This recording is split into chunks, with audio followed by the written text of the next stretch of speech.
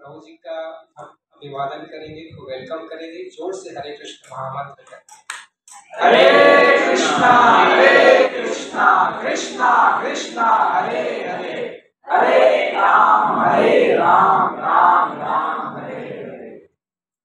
हमारे बीच में प्रभु जी हैं शिव प्रसाद प्रभु जी IIT में प्रोफेसर हैं और भक्ति में उनकी बहुत ज्यादा रुचि है।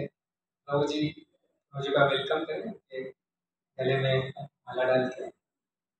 हरि बोल, हरे कृष्ण।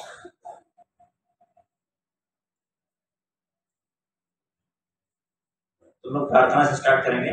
ओम ज्ञानतिमिरन्धस्य ज्ञानाञ्जनशलाकया चक्षुरुन्मीलितं येन तस्मै श्रीगुरवे नमः। श्रीचैतन्यमनोभीष्टं स्थापितं येन भूतले स्वयं रूपः कदा मह्यं ददाति स्वपदान्तिकम्। वन्देऽहं श्रीगुरो श्रीयुतापदकमलं श्रीगुरून् वैष्णवांश्च श्रीरूपं शाक्यजातं सहगण रघुनाथान्वितं तं सजीवं साद्वैतं सावधूतं परिजनसहितं कृष्ण चैतन्य देवं श्रीराधा कृष्णपादान् सहगण ललिता श्री विशाखान्वितांश्च। नमः ओं विष्णुपादाय कृष्णप्रेष्ठाय भूतले श्रीमते भक्तिवेदांत स्वामिनेति नामिने। नमस्ते सरस्वते देवे गौरवाणी प्रचारिणे निर्विशेषा शून्यवादी पाश्चात्य देशतारिणे। नमो महावदन्याय कृष्ण प्रेम प्रदायते कृष्णाय कृष्ण चैतन्य नामने गौरदशे नमः। हे कृष्ण करुणा सिंधु दीनबंधु जगत्पते गोपेशा गोपिका कांत राधा कांत नमोस्तुते। तप्त कांचन गौरांगी राधे वृंदावनेश्वरी वृषभानुसुते देवी प्रणमामि हरिप्रिये। वाञ्छाकल्पतरुभ्यश्च कृपा सिन्धुभ्येव च पतितानां पावनेभ्यो वैष्णवेभ्यो नमो नमः। जय श्री कृष्ण चैतन्य प्रभु नित्यानंद श्री अद्वैत गदाधर श्रीवासादि गौर भक्तवृंद। हरे कृष्ण कृष्ण कृष्ण हरे हरे, हरे राम राम राम हरे हरे। हरे कृष्ण।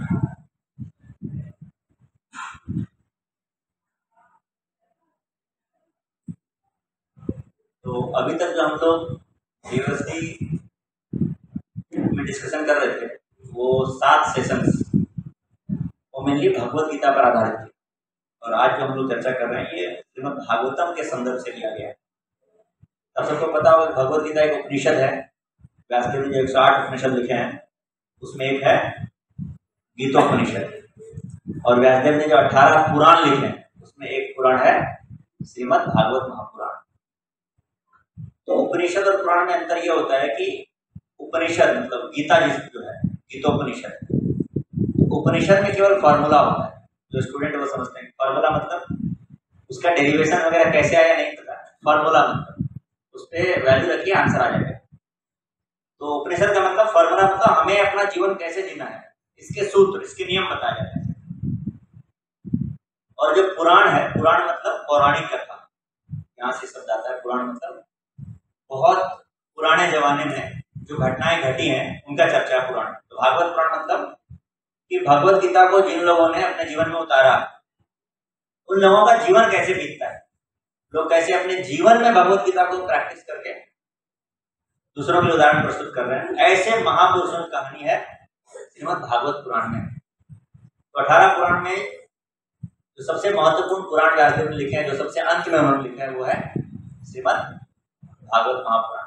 उसमें से ये कथा चर्चा आती है भगवान कृष्ण की रासलीला।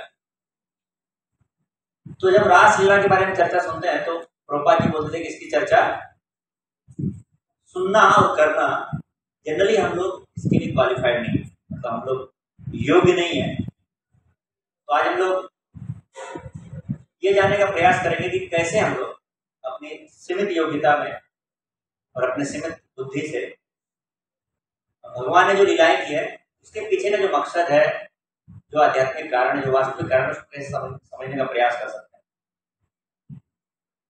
तो मेरी खुद की योग्यता और क्षमता से वास्तव में टॉपिक बाहर है या भागवत के किसी भी टॉपिक पर चर्चा करना, तो मैं सभी भक्तों का आशीर्वाद चाहूँ, खासकर जो सीनियर डिवोटी बैठे हैं, साक्षी नारी आशीर्वाद चाहूँगा इस टॉपिक पर हम लोग चर्चा कर सकें।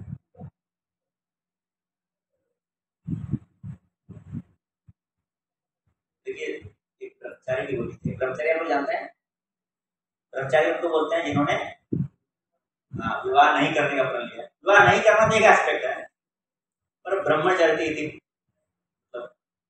ब्राह्मण, और ब्रह्मचारी का मतलब होता है जिनका जीवन हमेशा ब्रह्म में विचरण करता है, मतलब भगवान के बारे में हमेशा सोचते हैं, तो अपना 24 घंटा भगवान की सेवा में लगाते हैं, तो ब्रह्मचारी।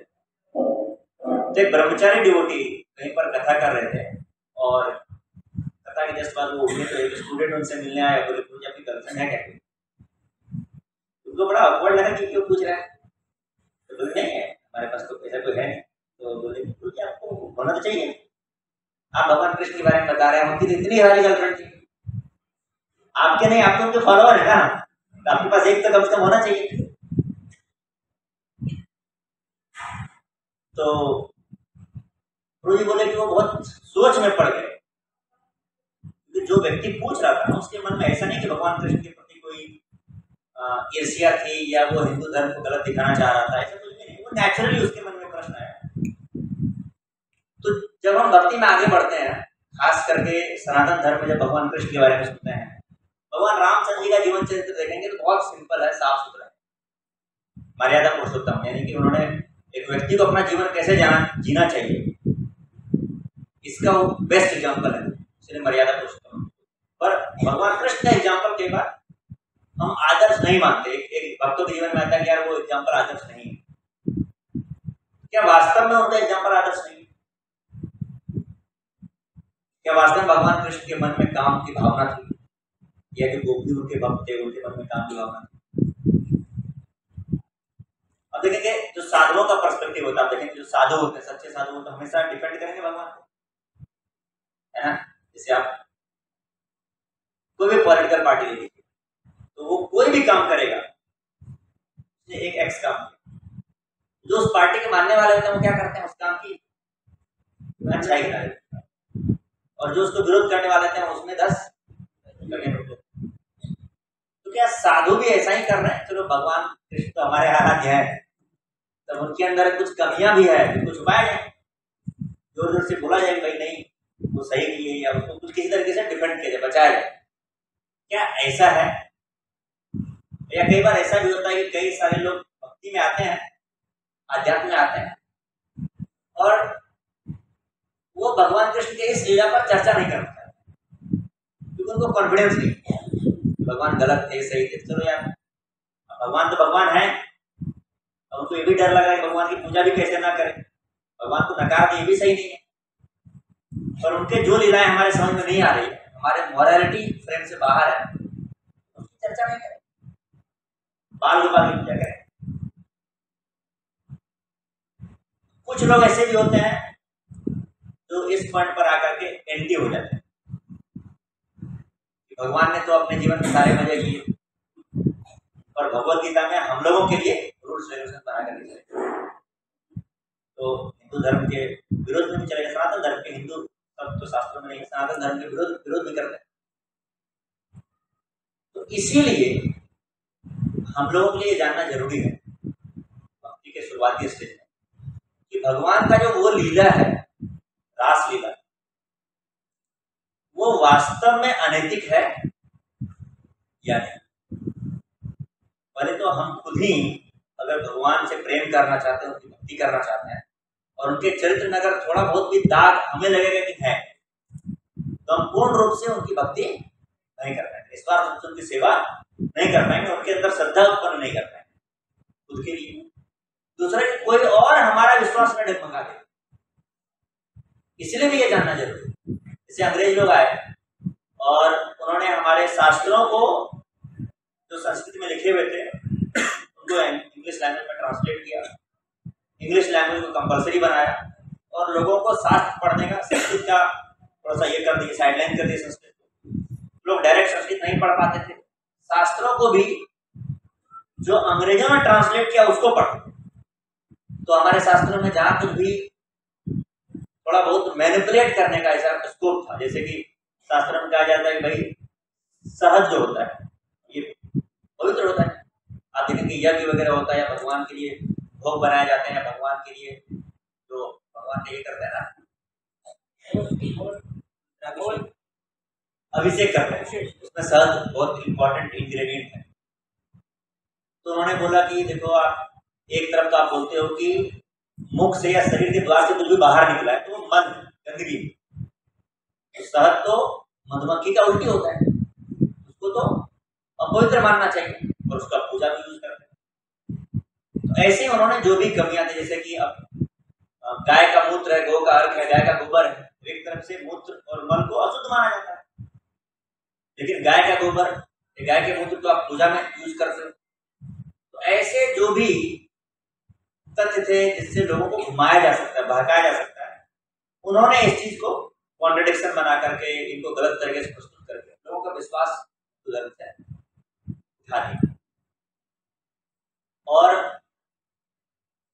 हमारे खुद के हिंदू धर्म के या सनातन धर्म के फॉलोअर भी, जैसे किसी ने बोला चलो यार राम जी की तो मैं पूजा कर लूंगा पर कृष्ण जी की पूजा मैं नहीं करूंगा, या जो कृष्ण ने भगवत गीता बोला उसको तो मैं मानता हूं पर जिस कृष्ण ने रासलीला किया उसको मैं नहीं मानता। तो सनातन धर्म के लोग भी ऐसा मतलब प्रोपेगेंडा फैलाया, या ऐसा अपना जो भी उनका विचार था उसको उन्होंने पब्लिक में किया। उसके चलते जो एक साधारण व्यक्ति है या होता है, बच्चे का जो मन होता है बड़ा निश्चल होता है, निश्चल मतलब उसको बोलेंगे भोला भोला, तो जो भोला भाला भक्त होता है, नया नया भक्ति में आता है, उसकी भक्ति भी डगमगा सकती है अगर हम खुद सही तथ्य को ना समझें। या तो सनातन धर्म के मानने वाले हमें बता सकते हैं, या जो सनातन धर्म को नहीं मानते हैं वो बता सकते हैं, या कभी हो सकता है कि खुद हमारा दिमाग हमको बता दे भाई तुम कैसे भगवान की पूजा करते हो जिसका चरित्र पर दाग लगा। तो इसीलिए हम लोग इस प्रसंग पर चर्चा करने का प्रयास करें, क्या वास्तव में भगवान कृष्ण का जो रासलीला था ये अनैतिक था, या भगवान ने, गलतियां तो इंसान से ही होती है, भगवान नहीं करते पर चलो एक गलती भगवान ने कर दिया, लेकिन और सब चीज तो सही है, बस एक गलती भगवान के जीवन में बस एक गलती है। क्या ये गलती जैसा है या ऐसा नहीं? तो इसको समझने के लिए हमको तीन चीजों को समझना पड़ेगा। पहला ये आत्मा क्या है, उसके बारे में, आत्मा का स्रोत क्या है। दूसरा भक्ति क्या है, और तीसरा भगवान इस दुनिया में आते हैं। चलिए पहला टॉपिक स्टार्ट करते हैं। आत्मा क्या है, कहां से इसका उद्भव होता है, क्या इसका लक्ष्य है, तो बताना चाहेंगे आत्मा क्या है? अच्छा, आत्मा भगवान का अंश है, परमात्मा का अंश है, माइन्यूट छोटा पार्टिकल, यानी भगवान से निकला हुआ एक अंश है आत्मा। जैसे हम लोग क्या है, ये शरीर जो देख रहे हैं ये शरीर है, आत्मा है। आत्मा जैसे मैं राम के दास हूं, आत्मा हूं, तो मैं एक आत्मा हूं जिसको एक नाम दिया गया राम के दास, या उसका एक शरीर ऐसा। तो आत्मा मतलब हम सब भगवान से आए, भगवान के ही अंश। जैसे समुद्र है उससे एक बूंद पानी निकालिए, तो भगवान समुद्र जैसे हैं, अनंत हैं, और हम भगवान के एक छोटे से अंश है, आत्मा है। तो भगवान ऊपर वैकुंठ धाम में है और आत्मा यहाँ क्या कर रहा है? ऐसा क्या? ऐसा क्या हो गया कि हम भगवान उधर हैं, हम इधर आ गए? तो हम भी शुरुआत में भगवान के साथ वैकुंठ धाम में ही रहते थे। इनफैक्ट भगवान से जितनी आत्माएं निकली, जितने जीव बने, उनमें से 1/4 से भी कम ही लोग इस दुनिया में या भौतिक जगत में, 3/4 से ज्यादा लोग अभी भी भगवान के साथ ही रहते, वैकुंठ जगत में रहते हैं। अलग अलग वैकुंठ जगत है, अयोध्या धाम, जो अयोध्या यहाँ है उसी वैकुंठ जगत का प्रारूप है, जो वृंदावन यहाँ है उसी वैकुंठ जगत में जो वृंदावन उसी का प्रारूप, भौम्य वृंदावन इसको बोलते हैं, इस भूमि पर वृंदावन, पर एक्चुअल वृंदावन भी उसको गोलोक वृंदावन बोलते हैं। तो हम भी वहीं पर थे, पर हमारे मन में कुछ गलत इच्छाएं आ गई, उसके चलते उस जगत में रहने के काबिल हम नहीं। तो ऐसे जीव जिनके मन में कुछ भी गलत इच्छाएं आ गई, भगवान के प्रति ईर्ष्या आ गया, द्वेष आ गया, कुछ भी गलत इच्छाएं आ गई, उनके लिए एक नया जगत बनाया गया, ये दुनिया। मतलब वैसे ही जैसे इस दुनिया में अगर कोई व्यक्ति के अंदर कुछ गलत इच्छा आ जाती है, उस पर वो एक्ट करने लगता है, उसको जेल में डाल दिया जाता है। और जेल का मकसद क्या होता है? लोगों को कैदियों को सुधारना। एक बार एक कैदी जज के सामने बोला था कि जज पूछे, बताओ तुम कितनी बार चोरी की? बोला, जज साहब ये जीवन का पहला और आखिरी चोरी। तो जज बोले कि यार तुम तो 15-20 बार जेल गए हो और बाहर निकले हो चोरी के इंजाम में, इस बार भी तुम बोल रहे हो कि ये मेरा पहला और आखिरी चोरी है। तो बोला कि वकील साहब ने बताया था कि अपने बयान पे अड़ी रहना। पहली बार मैं जब जेल जा रहा था यही बयान दिया था, उसके बाद से यही बयान। इस दुनिया में जो जेल है ना वो परफेक्ट नहीं है, क्योंकि हम लोगों ने बनाया। इसीलिए इस दुनिया के जेल का मकसद बने है कि लोगों के हृदय का परिवर्तन कर देना, जो गलत इच्छाएं उनके मन में थी उसको साफ कर देना, और वो साफ कर नहीं पाते। लेकिन भगवान ने जो जेल बनाया है ना वो जेल बड़ा परफेक्ट। भगवान ने इस दुनिया को इसलिए बनाया है ताकि हम अपने हृदय को शुद्ध करके इस दुनिया से उस दुनिया वापस वैकुंठ जगह पहुंचा सके, वही हमारा लक्ष्य। और भक्ति है इसी लक्ष्य को प्राप्त करने का प्रोसेस। और भगवान इस दुनिया में क्यों आते हैं? हम लोगों को भक्ति देने के। भक्ति देने के कई तरीके हो सकते हैं, जैसे भगवान आते हैं इस दुनिया में, अपनी कुछ लीलाएं करते हैं जिससे हम भगवान के प्रति आकृष्ट होते हैं। जैसे गोवर्धन लीला, हम सुनते हैं कि भगवान ने वृंदावन के सभी लोगों का रक्षा किया। हमको अच्छा लगता है कि भगवान अपने भक्तों की रक्षा करते हैं। भगवान भक्त वत्सल, अलग अलग राक्षसों को भगवान ने मारा, तो हमें अच्छा लगता है सुन करके। भगवान भक्त वत्सल है, भक्तों पर बहुत दया करते हैं। भगवान राम ने शिव जी के मंदिर बनाया रामेश्वरम, हमको अच्छा लगता है भगवान अपने भक्त के लिए गुणगान करना चाहते हैं, इतना बड़ा मंदिर बना दिया। भगवान अपने भक्तों की भी पूजा करते हैं। आम भक्त पराधीन है, भगवान कहते हैं मैं अपने भक्तों के अधीन हूं। बस कहते नहीं, आकर के इस दुनिया में इस बात को दिखाते भी। भगवान ने अर्जुन का रथ चलाया, भगवान विदुर के घर जाकर के साग खाए। एक बार भगवान विदुर के घर जाते हैं और उस टाइम में विदुर जी घर पे नहीं रहते हैं, तो विदुर की पत्नी होती है और बड़ा खुश हो जाती है तो भगवान हमारे घर आए हैं। तो इतना खुश थे कि भगवान, उनके घर में केला था तो उन्होंने भगवान को खिलाने के लिए लाया, तो छील करके भगवान को खिला दिया। भगवान बड़े खुशी से खाए जा रहे थे। जब विदुर जी घर आए तो देख रहे हैं कि विदुरानी जो है पत्नी छील करके केला बगल में फेंक दे रही है, छिलका भगवान को खिला दे रही है, और भगवान बड़े चाव से खाए जा रहे हैं। विदुर को बड़ा एहसास हो गया, मेरी पत्नी ने खुशी खुशी पता नहीं क्या कर दिया, बोला कि जाओ और केले लेकर के आए। अब उन्होंने खिलाना स्टार्ट किया भगवान।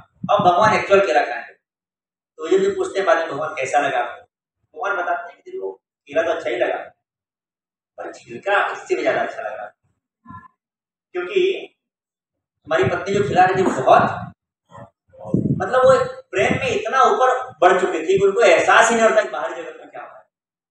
और ये भगवान स्वयं भी बोलते हैं, भगवान कृष्ण उद्धव को बताते हैं अपने जीवन के अंत 11, 12, 13 श्लोक, 11वां स्कंद 12वां चैप्टर 13वां श्लोक याद रह जाता है आसानी से। 11, 12, 13 बताते हैं कि गोपियों का प्रेम इतना अधिक था भगवान के प्रति, गोपियां ये भूल चुकी थी कि भगवान, वैसे जैसे विदुरानी भूल चुकी थी कि भगवान। अब देखिए हमारे सामने अगर कोई बड़ा व्यक्ति आए, इस सर का डीएम ही मान लीजिए हमारे घर में आ जाए, उसी काम से आ जाए, हमारे रिश्तेदार, उसको खिलाना तो क्या हम इतना बड़ा गलती करेंगे? उसको प्लेट दे दिया, खाने कुछ नहीं दिया, या जूठा रोटी दे दिया, ऐसा कुछ कर दिया, या केले के छिलके नहीं करेंगे ऐसा करेंगे, क्योंकि हम सावधान रहेंगे ना, बड़ा व्यक्ति। और गोपियों का प्रेम इतना प्रगाढ़ था, या विदुर की पत्नी का प्रेम इतना प्रगाढ़ था कि वो भूल गई उसको। भगवान स्वयं बोलते हैं विदुर उद्धव को, गोपियों का प्रेम इतना अधिक था, यशोदा मैया का इतना प्रेम इतना अधिक था कि भगवान बार बार उसको बताते थे कि मैं भगवान हूं, वो मान्य स्वीकार करते थे। एक बार यशोदा मैया कृष्ण को गोद में रखे हुए थे, और दूध उबल रहा है, दूध गर्मा रहे थे, तो दूध उबलने लगा, दूध बाहर आने लगा। यशोदा मैया बच्चे माँ बच्चे को साइड में करके चली गई दूध को आँच कम करने, आँच बोलते हैं उसको, स्टोव कम करने, गैस का वॉल्यूम कम करने। तो कृष्ण को बड़ा गुस्सा आया कि देखो मैं पूरे सृष्टि का नायक, भले ये मेरी सेवा कर रहे थे, गोद में मुझे खिला रहे थे, मुझे मेरा तिरस्कार कर दी, मुझे साइड कर दी, और कुछ 10-20 लीटर दूध होगा उसको बचाने के लिए उन्होंने मुझे भाव नहीं दिया। तो भगवान क्रोधित हो गए, प्रेम बस क्रोधित हो गए। भगवान बोलते हैं यशोदा मैया को, देखो तुमने जो गलती किया है ना, तुमको इस बात का एहसास नहीं।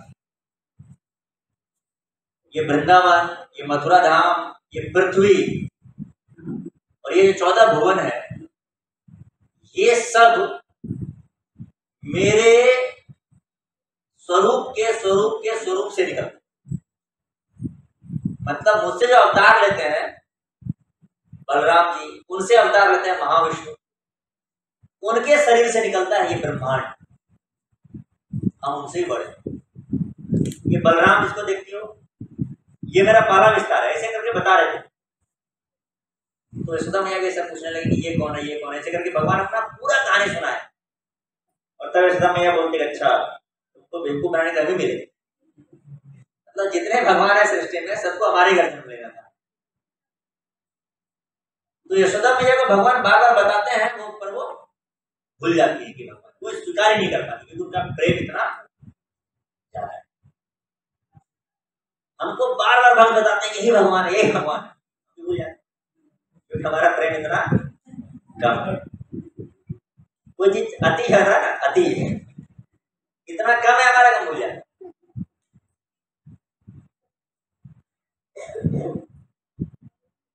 तो भगवान अपनी भक्ति को ही देने के लिए अलग अलग लीलाएं करते हैं, और ये लीलाएं हम अभी सुन रहे थे, थोड़ा बहुत एक दो लीला का चर्चा की, कितना मनोरम लीला सुनने में अच्छा लगता है। तो भगवान ये लीलाएं जब करते हैं, भगवान का दो उद्देश्य होता है इन लीलाओं में। एक तो ये भगवान के साथ जो भक्त लीला करने की इच्छा रखते हैं, भगवान उनकी इच्छा भी पूरी, और दूसरा कि जो भक्त के पास अभी इच्छा नहीं है कि मैं भगवान के साथ लीला करूं, जो भगवान से विमुख है, उनको भगवान अपनी ओर आकर्षित करते। तो भगवान की लीला करने के पीछे दो उद्देश्य होते हैं। पहला उद्देश्य कि जो व्यक्ति भगवान के साथ लीला करना चाहता है, भगवान उसको लीला करने का मौका देते हैं। जैसे जब वृंदावन में कृष्ण जी रहते थे, तो हर दिन सुबह चले जाते थे गाय चराने, छोटे छोटे बाल बाल। जब गाय चराते हुए सारी वृद्ध गोपियां देखती थी भगवान कृष्ण को, उनके साथियों को, तो सभी गोपियों को अपने बच्चों के प्रति प्रेम तो होता ही था, पर अपने बच्चों से ज्यादा प्रेम उनको भगवान कृष्ण के प्रति होता था। और वो समझ नहीं पाते थे कि ऐसा क्यों है कि जनरली लोगों को अपने बच्चे से ज्यादा प्रेम होता है और दूसरे के बच्चों से कम प्रेम या नहीं प्रेम होता है। पर वृंदावन की गोपियों को कृष्ण से ज्यादा प्रेम, ऐसा नहीं उनको पता था कि भगवान से ज्यादा प्रेम करता है। वृंदावन की गोपियां इस स्तर पर थी, वो तो भूल चुकी थी है, भगवान को ध्यान नहीं रहा, उनका प्रेम इस स्तर पर। तो उनको आश्चर्य लगता था कि भाई ऐसा क्यों है हमारे मन। पर प्रेम होने के बाद वो चाहती थी कि यार मैं अपने बच्चों के साथ जैसा प्रेम करती हूँ, मैं उनको नहलाती हूँ, खाना खिलाती हूँ, उनको दूध पिलाती हूँ, पर कृष्ण के साथ ऐसा मैं नहीं करता। काश ऐसा मौका हमें मिलता। एक दिन मैं कृष्ण को ही नहलाती, उसी को सुलाती, उसी को खाना खिलाती, उसके लिए खाना बनाती, उसको स्तनपान करवाती, और सारी गोपियां ऐसा सोचती। एक दिन भी कैसा मौका मिलता तो हमारा जीवन, हमारा कितना बड़ा सौभाग्य, इतना प्यारा बालक, इतना प्यारा बच्चा है, कृष्ण भगवान थे इतने प्यारे। तो भगवान ने सोचा कि इच्छा भी पूरा करना पड़ेगा। तो एक बार ब्रह्मा जी कौन है?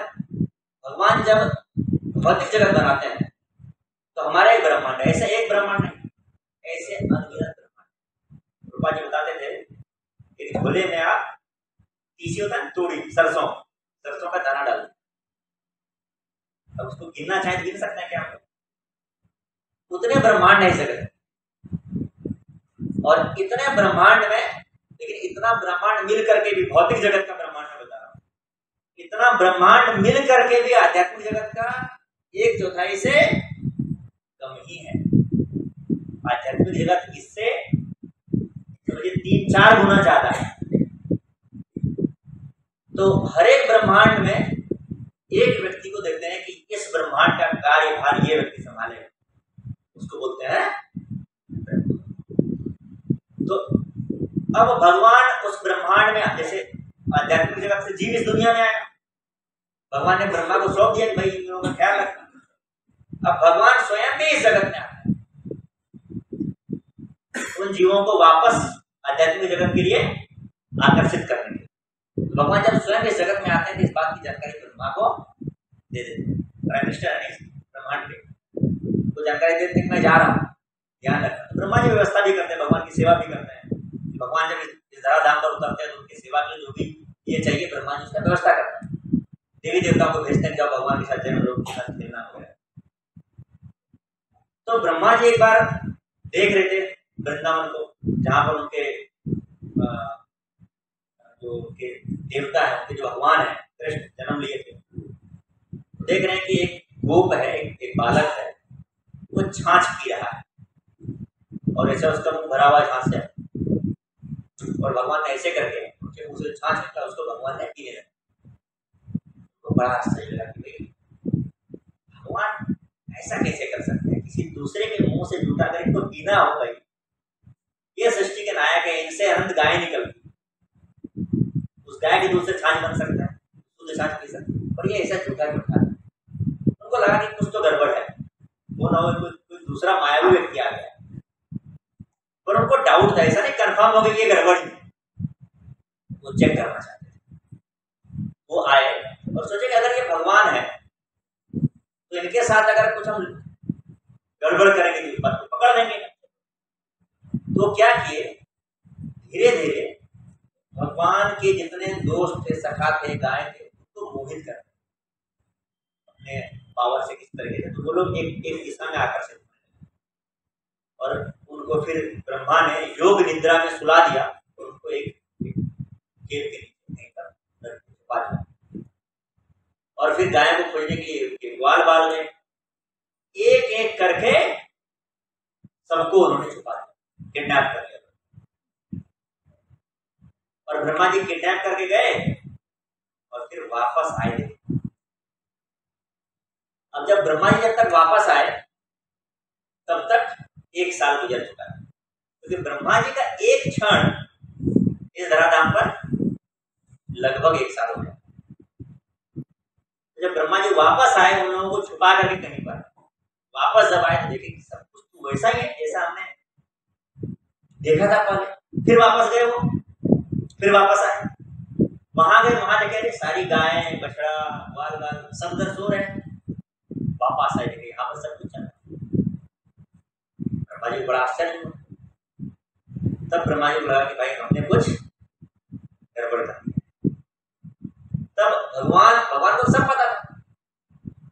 तब भगवान ने ब्रह्मा जी को जो दिव्य चक्षु था वो दिया और ब्रह्मा जी देख पाते हैं कि जितने भी बछड़े ग्वाल बाल हैं ये सभी चतुर्भुज नारायण रूप, ये सब भगवान के ही अंश है। भगवान ने ही सबके रूप में अपने आप को विस्तृत कर लिया, अपना विस्तार है। तो ब्रह्मा जी आते हैं और भगवान से अब उसकी एक अलग कहानी है, लेकिन इस कहानी का एक उद्देश्य देखिए। ब्रह्मा जी को तो भगवान ने सबक सिखाया और इस कहानी का मेन उद्देश्य था कि जब ब्रह्मा जी ग्वाल बाल बछड़ों गायों सबको चुरा करके लेके चले गए तो भगवान कृष्ण स्वयं इतने सारे ग्वाल बाल बछड़ा सब कुछ बन गए। और ब्रह्मा जी गए एक क्षण के लिए, तब तक इधर कितना साल गुजर चुका था, 1 साल। कृष्ण घर गए होंगे, वापस आए, 1 साल तक ये काम किया हमने। तो अगले 1 साल तक सभी के घर में जो बच्चा जा रहा था वो स्वयं। इनफैक्ट देखिए भगवान कृष्ण और जो छोटे बालक थे ना, ये लोग गायों को नहीं चराते, केवल बछड़ा चराते। तो गाय भी सोचती थी कि मैं अपने बछड़े को दूध पिलाती हूँ, काश कभी ऐसा मौका मिलता कि भगवान कृष्ण को मैं स्वयं दूध पिलाता। अब जब ये लीला हुआ तो जितने बछड़े थे सब कौन थे, भगवान कृष्ण। ये बछड़े जब गए वापस घर तो गायें भी भगवान कृष्ण। भगवान कृष्ण ने एक लीला किया जिसमें वृंदावन की सारी एल्डरली गोपियों का इच्छा पूरा कर दिया, सारी गायों का इच्छा पूरा। तो भगवान के लीला करने का मुख्य मकसद अगर बोलेंगे वो ऐसे भक्तों को आकर्षित करना जो भक्त नहीं है उनको भक्त बनाना है, या उन भक्तों का इच्छा पूरा करना, भक्तों को आनंद प्रदान करना जो भगवान से लीला करने की इच्छा रखते हैं। मुख्य यही होता है कि जो लोग भगवान के साथ लीला करने की इच्छा रखते हैं, भगवान के साथ भगवान की सेवा करना चाहते हैं किसी लीला के माध्यम से, भगवान उसकी इच्छा के अधीन होते हैं। भक्त भगवान उसकी इच्छा है। ऐसे एक बार रामचंद्र जी जब जा रहे थे जंगल में, सारे ऋषि मुनियों को खबर हुआ कि भगवान रामचंद्र जी आ रहे हैं। सब लोग जंगल में स्वागत के लिए तैयार थे कि रामचंद्र जी जंगल आ रहे हैं, वन आ रहे हैं। सारे ऋषि मुनि इंतजार कर रहे हैं रामचंद्र जी आएंगे, रामचंद्र जी आएंगे। आप सोचिए आप किसी की पूजा करते हैं, बहुत प्रेम करते हैं, उससे उसके आने की खबर नहीं, हम लोग कितना इंतजार करने लगते हैं, वो आएंगे राम आएंगे। ऐसा करके सारे ऋषि मुनि पूजा अर्चना कर रहे थे, लेकिन रामचंद्र जी के आने में थोड़ा देर हो रहा था। सबका जो मतलब मन एकदम विचलित हो रहा था, भगवान रामचंद्र जी कब आएंगे। फिर उन्हें दूर से ब्लूइश मतलब हरे मतलब ब्लू कलर का प्रकाश जैसा दिखाई दिया, और भगवान का कलर ब्लूइश होता है, मेघ श्याम वर्ण के होते हैं भगवान। तो वैसा दूर से दिखाई दिया, तो उनका सांस में सांस आया, चलो भगवान हमारी तरफ आए। भगवान आ रहे थे, भगवान थे, उनके पीछे सीता मैया, उनके पीछे नहीं सॉरी लक्ष्मण जी आगे रहते थे, सीता मैया भी भगवान के पीछे। लक्ष्मण जी आगे इसलिए चलते थे कि रास्ते में कोई काटा वाटा हो तो उसको।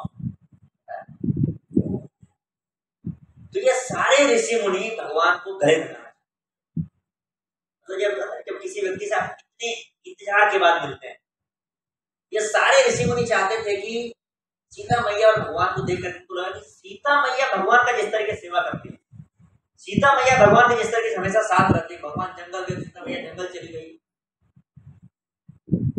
लक्ष्मण इन दोनों की सेवा करता था, और सीता मैया एक चीज ऐसा बोलने की जो रामचंद्र जी का था हमेशा लगभग।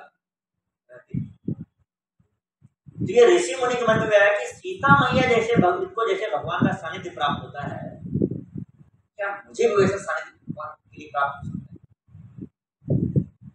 और जब ऋषि मुनि के पास भगवान वास्तव में आए तो ऋषि मुनि भगवान से कुछ मांगना चाहते थे। इनके मन में था कि भगवान हमसे शादी करें, मतलब लिटरल सेंस में नहीं, इन द सेंस कि भगवान हमें वैसा ही सौभाग्य दीजिए जैसा सौभाग्य आपने सीता मैया। पर ये घर के ये लोग बोले नहीं होंगे वो बात, पर इनके मन में वो इच्छाएं। भगवान ने बोला कोई बात नहीं, अभी तो मैं जंगल आया, मैं खुद एक्सेटिक के रूप में, मुझे योगी के रूप में जीना है, तो मैं आप सबके साथ लीला करने में लग जाऊंगा तो जो जंगल आने का मकसद है वो पूरा नहीं होगा। पर अगले जन्म में जब मैं कृष्ण बन करके आऊंगा तो आप सभी ऋषि गोपियां, ये लोग कला कर ऋषि चाहे। तो भगवान ने जिन गोपियों के साथ रास लीला किया उनमें से बहुत सारी गोपी ऋषिचारी गोपी थे जो श्री रामचंद्र जी से प्रार्थना की थी कि हमें वही सौभाग्य दीजिए जो सौभाग्य सीता मैया। अगर भगवान कृष्ण और गोपियों के बीच का जो लीला था, ये लीला भौतिक स्तर का होता, इसमें काम भावना होती, या भगवान का मन गंदगी से भरा होता, तो ऋषि गोपी क्यों बनती? ऋषि मुनि ही नहीं, आप देखेंगे ऐसे कई सारे भक्तों ने, जैसे प्रभुपाद जी ने भागवत लिखा, उन्होंने भगवान की रास लीला का चर्चा की, साथ में ये भी चर्चा किया कि रास लीला करते समय भगवान के मन में कोई काम भावना नहीं थी, न तो गोपियों की। सुखदेव गोस्वामी ने ये लीला बताई, और वो ये भी बता रहे हैं कि इस लीला को सुनकर क्या भगवान को गलत मत समझ। अगर सुखदेव गोस्वामी जिन्होंने भागवत को कहा, अगर उनके मन में ऐसा होता यार भगवान ने गलती तो कर दी ना एक बार, वो एक कहानी कहते हैं क्या कोई उनको फोर्स किया था? परीक्षित महाराज बोले थे कि भाई 7 दिन तो आपने सुना दिया, वो 5 ठंडी सुनाई जो आप छुपा के रखे, ऐसा तो उन्होंने बोला। परीक्षित महाराज जब सुखदेव गोस्वामी बोलते हैं कि एक व्यक्ति को अपना जीवन कैसे जीना चाहिए, मरते हुए व्यक्ति का क्या कर्तव्य होना चाहिए, तो परीक्षित महाराज 7 दिन में उसकी मृत्यु तय थी और सुखदेव गोस्वामी उसको कहानी सुना रहे हैं। तो ये सुखदेव गोस्वामी कौन है? सुखदेव गोस्वामी भगवान के राधा रानी का सुख है वास्तव में, आध्यात्मिक जगत में इनका रूप सुख है, सुख समझते हैं ना, यही इस जगत में आते हैं सुखदेव गोस्वामी बनते हैं। व्यासदेव के पुत्र है, व्यासदेव इतने बड़े महान संत, उनके पुत्र, पर उनके घर में जन्म लेने में भी सुखदेव गोस्वामी को डर लग रहा था, इस भौतिक जगत में आओ और मैं भौतिक जगत में फंस न जाऊं, माया के जाल में न फंस जाऊं। तो सुखदेव गोस्वामी इतने बड़े ऋषि थे क्योंकि भगवान के इतने महान भक्त, जो महान भक्त जो होते हैं ना, वो जो इच्छा करते हैं पूरा हो जाता है। जब प्रभुपाद जी ने इच्छा किया था कि पूरे विश्व में इस्कॉन के कई सेंटर और पूरे विश्व के लोग धोती कुर्ता पहन करके उस सेंटर में डांस करें, आज होता है कि नहीं? तो महान भक्त कुछ इच्छा करते हैं पूरा हो जाता है। महान भक्त नहीं, इनफैक्ट छोटे भक्त, हम लोग भी कुछ इच्छा करते हैं ना, वो भी पूरा होता है, पर पूरी तरीके से नहीं। ऐसा नहीं कि हमने जो इच्छा किया वो अक्षरशः पूरा हो जाए, ऐसा जरूरी नहीं है। भगवान उसी डिग्री तक पूरा करते हैं जिससे हमारा कोई घाटा ना हो, तो हमारी इच्छा पूरा हो जाए, पर इससे हमारी भक्ति में कोई बाधा ना उत्पन्न हो जाए। अगर लोग भगवान के पास जाते हैं और बोलते हैं भगवान भौतिक इच्छाएं पूरा कर दो या भौतिक सुख सुविधाएं दे दो, भगवान अगर बहुत सुख सुविधा दे देंगे तो क्या होगा? फिर मंदिर जाना ही छोड़ देंगे। तो सुखदेव गोस्वामी ने इच्छा किया कि मैं आ तो गया, अपने घर से बाहर नहीं आता, और इच्छा पूरा हो। 16 साल तक सुखदेव गोस्वामी माँ के घर में, ऐसा हो सकता है नॉर्मल केस में, पर महान भक्तों ने इच्छा किया वो पूरा हो। बाद में व्यासदेव ने उसने रिक्वेस्ट किया भाई तुम्हारा कुछ पर्पस है इस दुनिया में आने का, आप आइए। तो सुखदेव गोस्वामी बाहर आते हैं और आते ही निकल जाते हैं, चल पड़ते हैं, जाने लगते हैं जंगल की तरफ। जब जंगल की तरफ वो जा रहे होते हैं तो रास्ते में एक तालाब पड़ता है जहां पर स्त्रियां स्नान कर रही, और जब स्त्रियां स्नान कर रही होगी तो हर उनकी स्त्रियां थी, किसी ने कपड़े पहने थे, किसी ने नहीं पहने, किसी ने अर्ध कपड़े पहने। सुखदेव गोस्वामी को देख करके जाते हुए उन पर कोई प्रभाव नहीं पड़ा। उन्होंने देखा कि सुखदेव गोस्वामी जा रहे हैं, 16 साल के युवा थे उस टाइम पे, और सुखदेव गोस्वामी भी कपड़ा वगैरह नहीं पहने थे क्योंकि गर्भ से निकले, और वो स्त्रियां थोड़ा सा भी घबराई नहीं, मतलब इफेक्टेड नहीं हुई।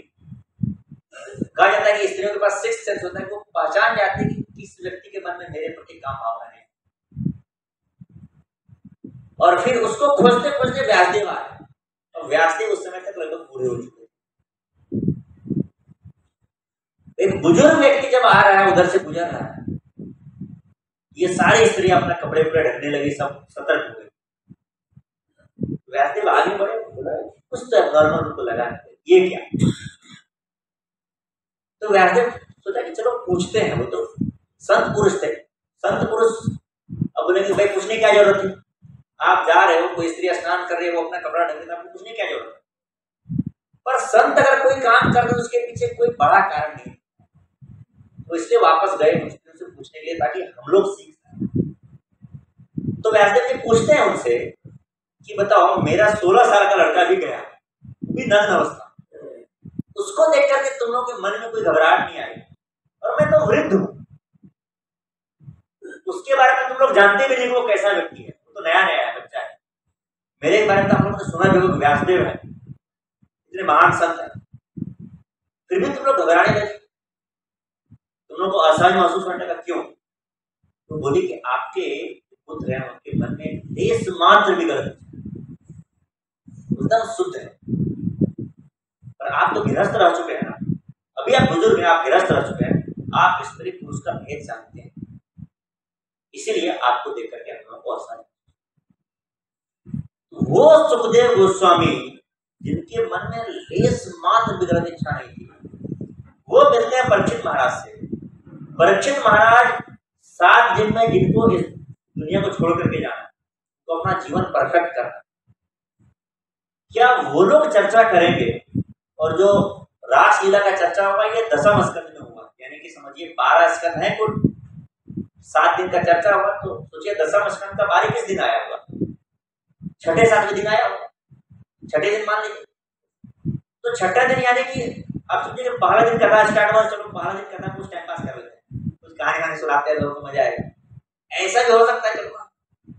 लेकिन अंतिम दिन से जस्ट पहले और अंतिम दिन मृत्यु होने वाली है परीक्षित महाराज की, तब तो कम से कम सुखदेव जी को होश रहे भाई ऐसा कथा करो जिससे इनका मन पवित्र हो।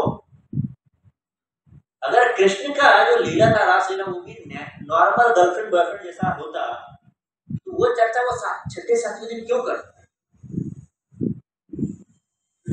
और उन चर्चा करने का परिणाम देखिए, पहले देखिए कि व्यक्ति कौन चर्चा कर रहा है, क्या उसके मन में कोई है? अगर उनको लगता है कि कृष्ण के मन में कोई है, ये कथा छुपा देते, साइलेंट करते, भाई वो कथा लेके आओ जिनके इनसे मन का शुद्धिकरण हो। सारी की सारी कथाएं क्या? अच्छा आपको ये बोलेंगे चलो उनको सारी कथाएं बताने थे, चलो ये भी बोलना पड़ गया। नहीं, ऐसा नहीं कि भागवत में भगवान की सारी कथाओं को वर्णन, भागवत में ऐसा कहा जाता है कि भगवान ने इतनी लीलाएं की हैं कि अगर अनंत शेष अपने हजारों मुखों से अनंत समय से अनंत समय तक, अनंत समय पूर्व से अनंत समय भविष्य तक भगवान की कथाओं का चर्चा करना स्टार्ट कर दे, तो ऐसा नहीं कि हजारों मुख एक ही कथा कर रहे हैं, हर मुख से अलग अलग कथा हो रहा है, तब भी शायद वो भगवान एक दिन में जितना लीला करते हैं, कितना लीला करते हैं, बोलेंगे कैसे इतना लीला करते हैं? भगवान तो इतना ही लीला किए, एक दिन में आदमी कितना ही कर ले। तो हमारे पास हम तो एक भाव में वृंदावन देखते हैं, ऐसे असंख्य ब्रह्मांड है, इस ब्रह्मांड से 4 गुना भगवान का अपना जगत है, और हर जगह भगवान के असंख्य रूप रहते हैं। आज हमारे ब्रह्मांड में भले भगवान प्रकट रूप से नहीं है इस दुनिया पर, किसी और ब्रह्मांड में आज भी भगवान राम रूप में, किसी ब्रह्मांड में कृष्ण रूप में, किसी ब्रह्मांड में नरसिंह रूप में अपनी लीलाएं कर रहे हो। और भगवान जब इस धाम में लीला कर रहे हैं, इसका मतलब नहीं कि भगवान उधर वैकुंठ में पोस्ट खाली है, अभी कुछ दिन धरती पे वृंदावन प्रत्येक जब पदम एकम न देखती, भगवान उधर भी हमेशा रहते हैं और इधर भी लीलाएं करते हैं। इतने जगह भगवान निरंतर लीलाएं करते हैं अपने अनंत रूप में, उनकी लीलाओं में कोई और छोर है क्या? तो सुखदेव गोस्वामी सिलेक्टेड तो हो सकते थे, भाई मेरे लीला सुनाओ, गड़बड़ लीला तो कम से कम मत सुनाओ, पर उन्होंने सुनाया। इसका मतलब ये है कि सुखदेव गोस्वामी ये बात भली भांति जान रहे थे कि भगवान का जो रास लीला है उसमें लेस मात्र भी गलत भावना छुपा हुआ नहीं है, और जिनको मैं सुना रहा हूं ये भी उस लीला को सही तौर पर समझेंगे जिस तौर पर मैं सुना पाऊं, तब जाकर के उन्होंने भगवान की वो लीलाएं। इस लीला को सुन करके देखेंगे, देखिए बड़ा सुंदर चर्चा है। जब चैतन्य महाप्रभु कौन है बताइए? स्वयं भगवान है। हर युग में भगवान आते हैं, हर युग में भगवान मुख्यतः 2 अवतार में आते हैं, 1 से ज्यादा 2 से ज्यादा अवतार में भी आ सकते हैं। एक होते हैं युगा अवतार, दूसरे होते हैं लीला अवतार। लीला अवतार जो लीलाएं करते हैं, युगा अवतार जो युग के शुरुआत में आते हैं और युग धर्म स्टैब्लिश करते हैं। जैसे कलयुग के युगा अवतार है श्री चैतन्य महाप्रभु, और कलयुग के लीला अवतार होंगे कल क्या आएंगे, लीलाएं करेंगे। वो ज्यादा बातचीत नहीं करेंगे कैसे भक्ति करो, जो नहीं भक्त है उसको मार देंगे, जैसे भगवान कृष्ण ने किया। थोड़ा बहुत समझाया लोगों को, वो कंस का एक वो था ना कपड़ा धोने वाला, भगवान ने बोला कि कपड़ा हमें दे दो, बोला नहीं दूंगा, भगवान ने सीधे कत्ल कर लिया। खैर उसके कुछ और भी कहानी है, उसका और भी ऐसा नहीं कि भगवान ने किसी से कपड़ा मांगा नहीं दिया तो भगवान ने निपटा दिया उसको, ऐसा नहीं। पर भगवान कृष्ण इतना किसी को प्रीचिंग करने लगे, भगवान ने उपदेश जो दिया गिने चुने लोगों को दिया। एक अर्जुन को दिया युद्ध भूमि में, और उद्धव को दिया मथुरा में वृंदावन, यही 2-3 लोग हैं जिनको भगवान ने विस्तृत रूप में प्रचार किया। पर चैतन्य महाप्रभु तो घूम घूम कर पूरे भारत का भ्रमण किया और प्रचार किया, क्योंकि वो युग अवतार थे, वो युग धर्म एस्टैब्लिश कर रहे थे कि कलयुग के लोगों को इस युग में कैसे अपना जीवन जीना चाहिए। तो चैतन्य महाप्रभु आते हैं और जब वृंदावन से लौट रहे थे, वो जगन्नाथपुर जा रहे थे, तो प्रयागराज में मिलते हैं रघुपति उपाध्याय जी, भगवान के महान भक्त है ये भी, और उनसे भगवान का वार्तालाप होता है। तो मैं डायरेक्ट पढ़ूंगा इस लीला को, सॉरी उनका जो वार्तालाप है। प्रभु कहे उपाध्याय श्रेष्ठ मन कय, आप लोग रिपीट करना चाहेंगे। प्रभु कहे उपाध्याय श्रेष्ठ मन कय,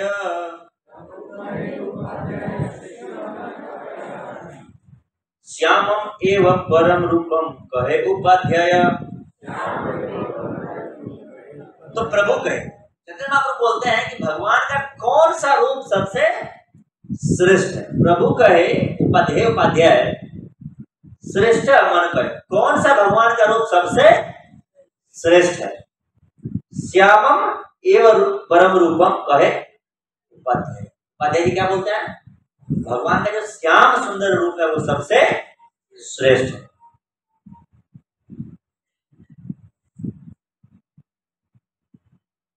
श्याम रूपे वासस्थान श्रेष्ठ मन कय, श्याम रूपे वासस्थान श्रेष्ठ मन कय। बोलिए,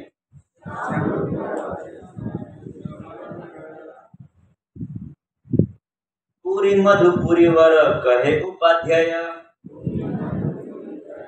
यहाँ पर जो पूरी शब्द कहा गया है मधुपुरी, ये वास्तव में मथुरापुरी लिखा है। किसके लिए, मथुरापुरी के लिए। तो बोलते हैं कि जो श्याम के भगवान का सबसे सर्वश्रेष्ठ रूप कौन है, श्याम।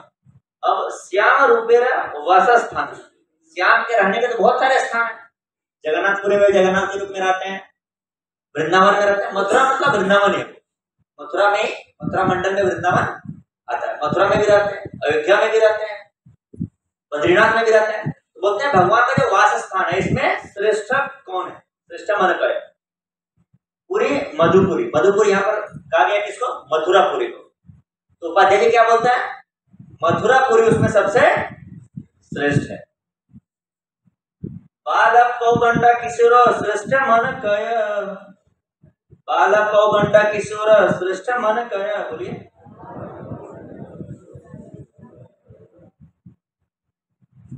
वयः किशोर ध्येयम कहे उपाध्याय।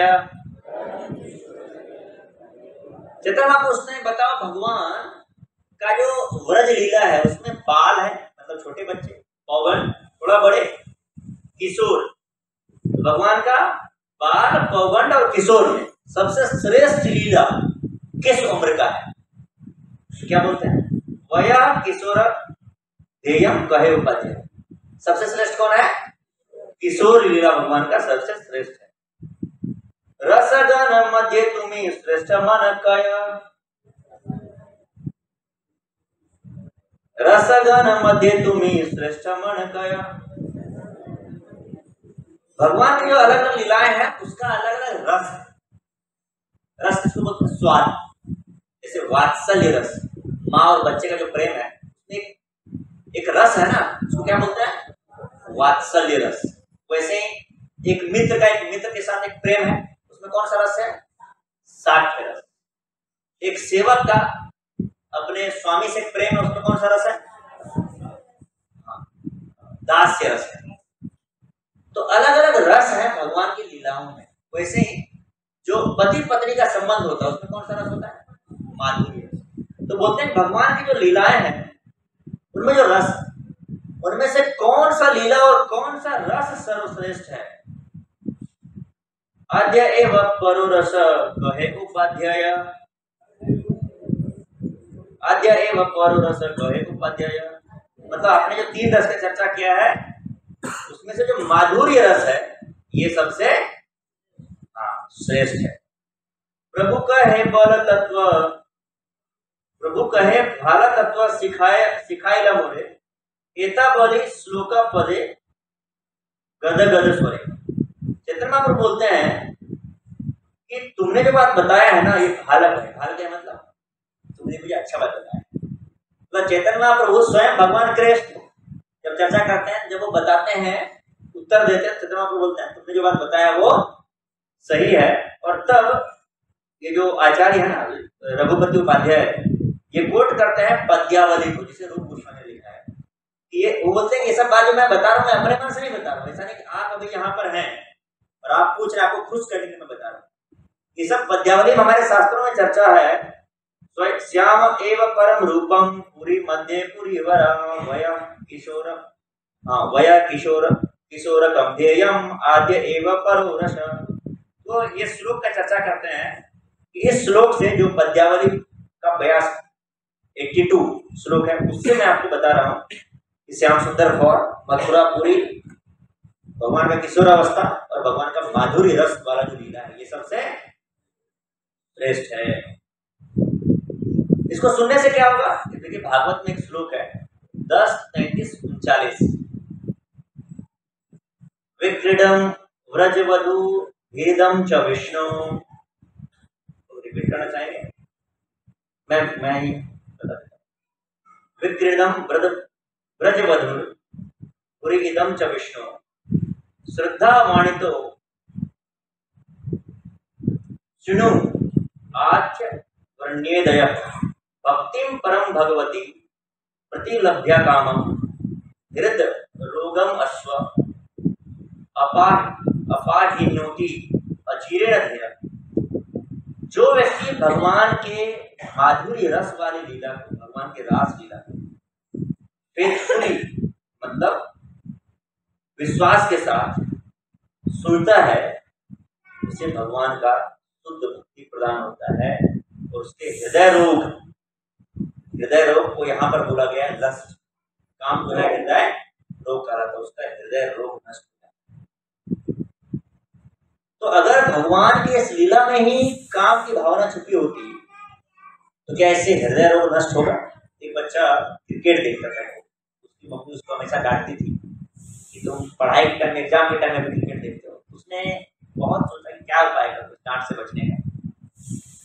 तो फाइनली उसके मन में एक आइडिया आया कि मैं मम्मी को क्रिकेट सिखाऊं। फिर उसने एग्जाम वगैरह होने के बाद मम्मी को क्रिकेट सिखाना स्टार्ट किया। उसको इंटरेस्ट पाया, उसके मन में इंटरेस्ट आया। मम्मी खुद बोलती थी कभी भी एग्जाम में गया, क्योंकि मम्मी को अकेला देखने में मजा नहीं आता। क्रिकेट ऐसा चीज है, कोई भी चीज एंजॉयमेंट वाला चीज अकेला करने में मजा नहीं आता है। तो उसने एग्जाम दे रहा था तो मम्मी बोलती थी यार बीच में 10 मिनट आगे देख लो तो मूड फ्रेश हो जाएगा, तो पढ़ाई अच्छा होगा। तो आप जब कोई चीज के बारे में सुनते हैं, उस पर गहन चिंतन करते हैं, तो उसके प्रति आपकी रुचि बढ़ती है घटती है? अगर भगवान की लीला में देश मात्र भी काम होता है तो उससे व्यक्ति के अंदर का काम बढ़ता है घटता है? बढ़ता है ना। लेकिन उससे क्या हो जा रहा है? ऐसे ऐसे साधु हो रहे हैं जैसे हरिदास ठाकुर। हरिदास ठाकुर से एक राजा उस टाइम पे जो थे वो ईर्ष्या करते थे। तो एक वैश्या को उन्होंने भेजा कि आप जाके हरिदास ठाकुर का ब्रह्मचर्य भंग करो। तो वैश्या गई हरिदास ठाकुर के पास कि आप तो साधु हो और मेरी इच्छा है कि मैं आपके साथ संभोग करना चाहती हूँ। आप साधु और साधुओं को सबका इच्छा पूरा करना चाहिए। हरिदास ठाकुर ने बोला ठीक है कोई बात नहीं, आप बैठिए, मुझे माला करना, मेरा राउंड है वो पूरा हुआ नहीं है, मेरे गुरु महाराज ने दिया है आज्ञा, तो उनका भी तो आज्ञा पूरा करना मेरा ही है। तो मैं अपना माला पूरा करूंगा, उसके बाद समय बचेगा तो मैं आपके साथ समय व्यतीत करूंगा। तो माला करने लगे और वो बैठ करके वहां सुन रहे। माला करते करते सुबह हो गई। तो बोली ठीक है अभी तो सुबह हो गया, अब मैं जाती हूँ, मैं फिर सामने आऊँ। फिर सामने मैंने बोला देखो आज भी मेरा माला कंप्लीट हुआ नहीं, मैं माला कंप्लीट करता हूँ, भगवान का नाम जपता हूँ, हरे कृष्ण कृष्ण कृष्ण हरे हरे, हरे राम राम राम हरे। 192 बार एक बार हम लोग करते एक मंत्र जब ऐसा 108 बार करेंगे तो एक माला होगा, 192 माला करते थे। वो स्त्री उसके साथ 3 दिन समय व्यतीत करके उसका हृदय परिवर्तन हो गया, हो गई अपना सारा धन उड़ा करके हरिदास ठाकुर की शिष्या बनी। ये तो भगवान के भक्त। अभी बोलेंगे कि सर क्योंकि शास्त्रों का सारा एग्जाम्पल, शास्त्रों ही नहीं इस जगत का भी बहुत सारे एग्जाम्पल। गिरिराज स्वामी महाराज जब जुहू में मंदिर बन रहा है तो जो जिस व्यक्ति ने जमीन दिया था ना, उन्होंने सिर्फ 1.5 लाख या 2 लाख रुपए प्रभुपाद जी से लिए थे उस टाइम पे, और जमीन देने की बात थी, पर वो जमीन अभी पूरा कागज वगैरह दिया नहीं, और वो बेसिकली चाहता था कि 1.5-2 लाख रुपया दे करके इन लोगों को वहां से भगा दो। तो भक्तों को टॉर्चर करने लगा। यहाँ से भगा दो, यहाँ पर बट लोग टेम्पररी स्ट्रक्चर बना करके रह लेते वहां पर। तो बहुत टॉर्चर करता था, माताओं को डराता था, माताएं सब विदेश विदेश से आई हुई थी और भारत के गुंडे को डराने में सोचिए कितना डिफिकल्ट सिचुएशन रहा होगा। फिर उन्होंने सोचा कि वहां पर जो उस टाइम में देख रहे थे कारभार गिरिराज महाराज थे, उस टाइम में वो ब्रह्मचारी थे, तो इसका ब्रह्मचारी भंग कर देते हैं, इसकी बदनामी हो जाएगी, अपने आप चला जाएगा। एक स्त्री को उन्होंने पैसा वैसे देकर के बोला आप जाइए उसके साथ, उसका ब्रह्मचारी भंग कर। गिरिराज स्वामी को वो इफेक्ट नहीं करता, वो स्त्री को अपने ऊपर बाद में घृणा होने लगा, कितने महान साधु हैं और मैं इनके लिए इतना गलत हो जाए, कुछ पैसों के लिए मैं इनका धर्म भ्रष्ट करने के लिए। तो इस जगत में भी कई सारे एग्जाम्पल, एक दो नहीं ऐसे अनगिनत एग्जाम्पल है। आप देखेंगे कि जिन्होंने भगवान का कथा श्रवण किया उनके हृदय से काम होना चाहिए। तो अगर भगवान के ही लीला में गलत होता तो क्या, अब देखिए भगवान बोलते हैं भगवत गीता में कि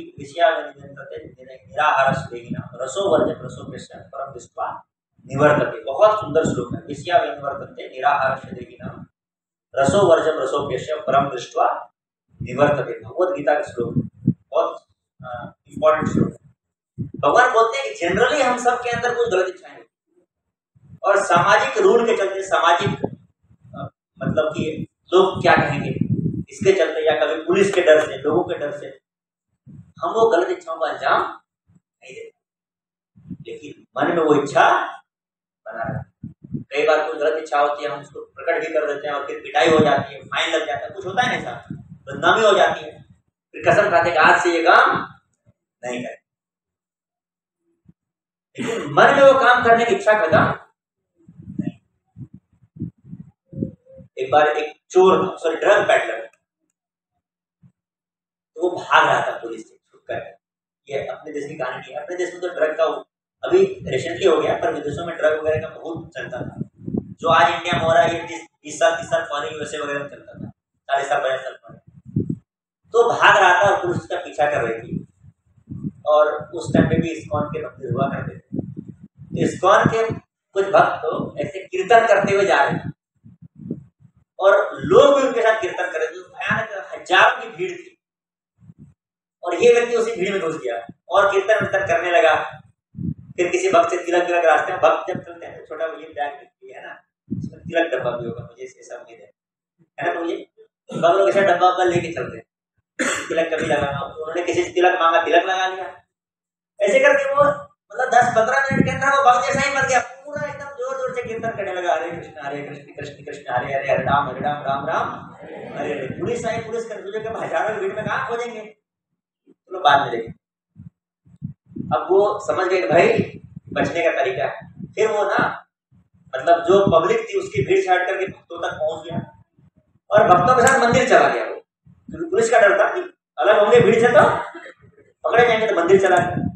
और वो मंदिर में किसी को बोल नहीं रहा ऐसा ऐसा घटना मेरे साथ है, तो भक्तों के साथ मंदिर गया। और मंदिर में देखेंगे जब यहाँ पर भी बहुत बड़े बड़े फेस्टिवल्स होते हैं तो इतने सारे भक्त रहते, 10 से 11 बजे रात तक यहाँ सफाई वफाई होती रहती है, तो वो भी सफाई वफाई करके यहाँ सबको लगा कि मंदिर का ही वक्त होगा ये, और वो सफाई वफाई करके प्रसाद वसाद लेके वो वही सो गया, तो सोया हुआ था। अब मंदिर में सुबह 4 बजे आरती होती है, 4:30 बजे, तो सुबह उसको आरती के लिए सब लोग जगा रहे थे, प्रभु जगिए, उनको भी जगा दिया। उन्होंने भी सोचा कि यार जगूंगा नहीं, सब पूछे कि भाई तुम कौन हो, क्यों नहीं जग रहे, वो भी जग गए, जग करके तिलक तिलक लगा के वो भी आरती में चले गए। मतलब 10-15 दिन तक तो लोग पता ही नहीं कर पाए कि कोई नया व्यक्ति है, उनको लगा ये भी भक्त है ऐसे। फिर 10-15 दिन लोगों को पता चला, लेकिन तब तक ये पूरा भक्त वाले इसमें रम चुके, तभी तक हृदय का वो गया नहीं था। 10-15 दिन में इतना प्यूरिफिकेशन नहीं होता है, माला करना स्टार्ट किया 15 दिन में सब खत्म। और उनको एक बात पता चल गया था कि भाई मंदिर में ना लोग बड़ा खुश रहते हैं, बस वो उठो, अपना स्वास्थ्य भी अच्छा रहता है, शाम में सवेरे सो जाओ, दिन भर कीर्तन भजन करो, जितनी मजे में कट रही क्यों बाहर जाना, बाहर जाऊँ ऐसे भी जेल जाना पड़ेगा, तो यही कंटिन्यू करते हैं कुछ दिन तक। तो कंटिन्यू कर दिया। अब देखिए पहले तो वो बाह्य रूप से कर रहा था, लेकिन बाह्य रूप से भी फाइनली वो कर तो रहा है, भगवान का नाम तो ले रहा है ना। शुरुआत में जब वो माला जपता था, जैसे पहले दिन किसी भक्त से बोला गुरु जी मेरे पास माला नहीं, माला दे दो, किसी ने दे दिया फीडबैक उनको, पर पता नहीं था कि भाई ये माला का झोला इसमें लेके क्या करें। सबको देखा वो सब हाथ घुसा, ये भी हाथ घुसा दिए महाराज लोग। अब ये भी बोल रहे हैं, अंदर कुछ नहीं चल रहा है। फिर उन्होंने देखा कि इसकी तो माला भी है, फिर उन्होंने माला निकाल कर दे, भाई झोले में तो हाथ रखना है ना। तो कुछ दिन तो उन्होंने बस झोले में हाथ रख के ऐसा करते रहे। फिर बात मिला कि यार माला भी रख ही देते हैं। ऐसे करते करते वो धीरे धीरे उनका हृदय परिवर्तन। फिर एक दिन उनको लगा कि जब उनको एहसास हो गया क्या था पहले और मैं क्या बन गया। लगभग 6 महीना तब तक बीत चुका था। तो वहां के अध्यक्ष ब्रजमान जी साक्षी महाराज से मिले कि तो जी मैं वास्तव में इस तरीके से आया। वो गए, अब वहां के जो भक्त थे ना वो बड़े हम्बल व्यक्ति थे, बहुत हम्बल। ये बोले प्रभु जी मैं वास्तव में पहले जो है ना बहुत नीच व्यक्ति। वो बोले मैं भी पहले नीच था, सब इस दुनिया में सब लोग नीच होते हैं, इसमें कौन सी बड़ी बात है। बोले नहीं प्रभु आप नहीं समझते, मैं नशा करता। बोले मैं भी नशा करता था। बोले प्रभु जी भक्ति से मेरा कोई रिश्ता ही नहीं था, इनफैक्ट मैं तो मंदिर भक्ति के लिए आया भी नहीं था। बोले मैं भी तो प्रसाद के लिए मंदिर आया। बोले प्रभु जी एक्चुअली ना मैं ड्रग बेचता। तब उनको लगा भाई ये कुछ सीरियस बात है। तो इन्होंने उनका पूरा कहानी सुना। फिर बोले देखिए प्रभु जी आपको इनके पास सरेंडर करना, ये है तो गलत आप कर रहे हैं। तो फाइनली पुलिस को सरेंडर किया उन्होंने। पुलिस ने उनका जो फाइल वगैरह निकाला था कोर्ट में सबमिट किया। अब उनकी सुनवाई हो रही। संयोग से भक्त लोग इनके पक्ष में गए थे, इनके पक्ष से दलील रहे। तो जज उससे पूछे बताओ मतलब पहले कहानी चर्चा में भाई ऐसे ऐसे पकड़े गए, तो मुझे बताओ क्या करते थे, क्या कर रहे हो पिछले 6 महीने से। बताया ऐसे ऐसे 4 बजे जग जाता हूँ, माला लेकर के 2 घंटा माला करता हूँ, फिर भगवान की आरती होती है, भगवान का भोग बनाता हूँ, फिर लोग आते हैं मंदिर में कथा तो सुनने उनको प्रसाद खिलाता हूँ, और फिर उसके बाद भगवत गीता लेकर के वितरण करने जाता हूँ, फिर आता हूँ, फिर प्रसाद लेता हूँ, फिर 2 घंटे सो जाता हूँ, फिर शाम में कीर्तन करने निकल जाता हूँ, फिर शाम में कीर्तन करता हूँ और रात में आके भगवान का दर्शन भी करके सो जाता हूँ। लेकिन बोला भाई इसको जेल में डाल के क्या करोगे, ये तो उधर ही ज्यादा अच्छा है, तो अकेला इधर रहेगा वो सब छूट जाएगा, फिर ये अपना काम शुरू कर देगा। एक अनजान व्यक्ति आता है उसके अंदर इतनी परिवर्तन हो जाती है भगवान की लीला। क्या भगवान का लीला अगर इतना गलत होता क्या हमारे हृदय में परिवर्तन हो पाता। तो इस दुनिया में भी ऐसे एग्जाम्पल है। ब्रह्मा जी सोचिए, हम सबके आदि गुरु तो वही हैं, हमारे गुरु के गुरु मतलब हमारे अगर फोर फादर्स में भी चले, हमारे पिता के पिता, पिता के पिता, उनके पिता, उनके पिता, बापों के बाप, सबके बाप हो ब्रह्मा जी। ब्रह्मा जी स्वयं वो जब गोपियों का प्रेम देखते हैं भगवान के प्रति, तो ब्रह्मा जी स्वयं सोचते हैं कि मैं क्या भगवान का के प्रति मैं इतने मन में इतना प्रेम कभी ला सकता हूँ, निस्वार्थ प्रेम मेरे मन में होता है। चलो मैं तो गोपी जैसा नहीं बन सकता, पर मैं गोपी के चरण का धूल तो दे सकता हूँ। तो भगवान ब्रह्मा जी प्रार्थना करते हैं कृष्ण से कि मुझे बरसाना में जहाँ गोपियां रहती है, वृंदावन में कृष्ण क्या करते, बरसाना में राधा रानी नगर, वहां पे सारी गोपियां रहती है, बरसाना में मुझे पर्वत के रूप में जन्म दे।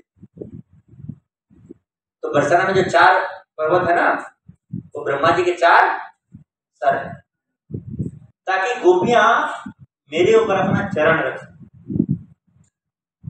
भगवान जब वृंदावन से मथुरा जाते हैं तो उनके सबसे एसोसिएट थे, मतलब नजदीकी एसोसिएट थे उद्धव। तो भगवान उद्धव से अक्सर बातें करते रहते थे। तो भगवान को लगा कि मथुरा में सब लोग उद्धव को मानते थे कि भगवान का सबसे नजदीकी ये है, और भगवान उद्धव को दिखाना चाहते थे कि जो आपका स्तर है भक्ति का किससे भी पूछा। भगवान उद्धव को भेजते हैं कि जाओ, अरे गोपियां बहुत परेशान हो गई, जाओ उनके लिए बोल के आना कि मैं वापस आऊंगा। भगवान उद्धव को भेजते हैं। उद्धव को भेजने के पीछे भगवान का ये मकसद नहीं था कि गोपियों को सेटिस्फाई कर दे। भगवान का मकसद था कि उद्धव गोपियों की महानता। जब उद्धव जाकर के गोपियों से बात करते हैं, पहले उद्धव गए थे मोटिवेशनल स्पीकर बनने, मैं जाऊंगा डिप्रेस्ड, स्ट्रेस्ड डिमोटिवेटेड गोपीज को मोटिवेट कर दो। हाँ, उद्धव डिफरेंस हो जाते हैं कि इनके भक्ति का स्तर कितना ऊंचा है, इनका प्रेम कितना निस्वार्थ है। मैं तो कुछ भी नहीं उनके सामने। उद्धव को मन में आता है कि काश मैं भी गोपी जैसा होता। और उद्धव सोचते हैं कि यार मैं इतना ऊंचा पद भगवान से कैसे मांग। सोचिए कि उद्धव भगवान के, इनफैक्ट बोला जाता है कि उद्धव का जो शरीर था वो भी लगभग भगवान जैसा था। दूर से आप देखेंगे तो डिस्टिंग्विश नहीं कर पाते कि कृष्ण आ रहे हैं उद्धव आ रहे हैं। भगवान के इतने चहेते थे। उद्धव बोलते हैं कि गोपी जैसा बनने का मैंने सोचा भी कैसे, इतना महान पद मैं कैसे भगवान से मांग सकता हूँ। ये भगवान ऐसा करो मुझे वृंदावन में ना लता बना दो, गुल लता बना दो, ताकि गोपियां जब चलेंगी तो उनका चरण स्पर्श होगा तो उनके चरण का रज मिलेगा तो मेरा हृदय शुद्ध हो जाएगा। ब्रह्मा जी, उद्धव, भगवान महादेव, शंकर जी स्वयं बोलते हैं कि भगवान मुझे गोपी जैसा बना, मुझे रासलीला में भाग लेना है। सोचिए अगर वो गलत होता तो शंकर जी क्यों ऐसा करते? शंकर जी तो डिटैच है ना, उनके पास अपना रहने का घर भी नहीं है, पहनने का कपड़ा भी नहीं है, छाल वगैरह पहन के रहते हैं, लगाने का साबुन नहीं है, राख लगाते हैं। क्या सुख सुविधा की चीजें भगवान शंकर जी अपने पास रखते हैं, और वो चाहते हैं मुझे गोपी जैसा स्थान दो। बलराम जी स्वयं, अब अगर किसी का छोटा भाई कोई गलत काम कर रहा होगा, इसका बड़ा भाई तो हो सकता है आज की दुनिया में हो जाए, लेकिन भगवान के परिवार में तो कम तो ऐसा नहीं होगा, इतना तो विश्वास करना पड़ेगा। बलराम जी बोलते हैं कि मुझे गोपी जैसा सेवा करने का मतलब। नारद मुनि ब्रह्मचारी पूरे दुनिया में ट्रैवल करते हैं, वो सबसे ज्यादा ब्रह्मचारियों को नारद मुनि नहीं बनाया है, ऐसा कहा जाता है। दक्ष के 10,000 पुत्र थे ना, 10,000 पुत्र तपस्या कर लेंगे, मुझे शक्ति मिले और मैं जाकर के मैं शादी करूं और विश्व पर जनसंख्या बढ़ाऊं। प्रजापति थे ना, तो प्रजा बढ़ाना, और चुपके से नारद मुनि गए और रोशन के ब्रह्मचारी बना दिए 10,000। दक्ष तो पता चला, दक्ष गुस्सा हो गए, तुम दूसरे का घर उजाड़ रहे हो, तुम्हारा घर इस दुनिया में नहीं बसेगा। नारद मुनि बोले तो बड़ा अच्छा बात है, मैं तो वही चाहता हूँ मेरा घर ना बसे। तो नारद मुनि को उन्होंने श्राप दिया कि तुम कहीं भी इस जगत में एक जगह नहीं टिक सकते। तो भगवान कृष्ण बोले तुम वृंदावन चले जाओ, क्योंकि वो है तो इस जगत में पर इस जगत का पार्ट नहीं। नारद मुनि कई सालों तक वृंदावन में गोपी बनकर गए। इतने महान लोग, महान संत, जिन्होंने दुनिया के सारी भौतिक इच्छाओं का त्याग कर दिया, वो गोपी के रूप में भगवान की सेवा करना चाहते हैं।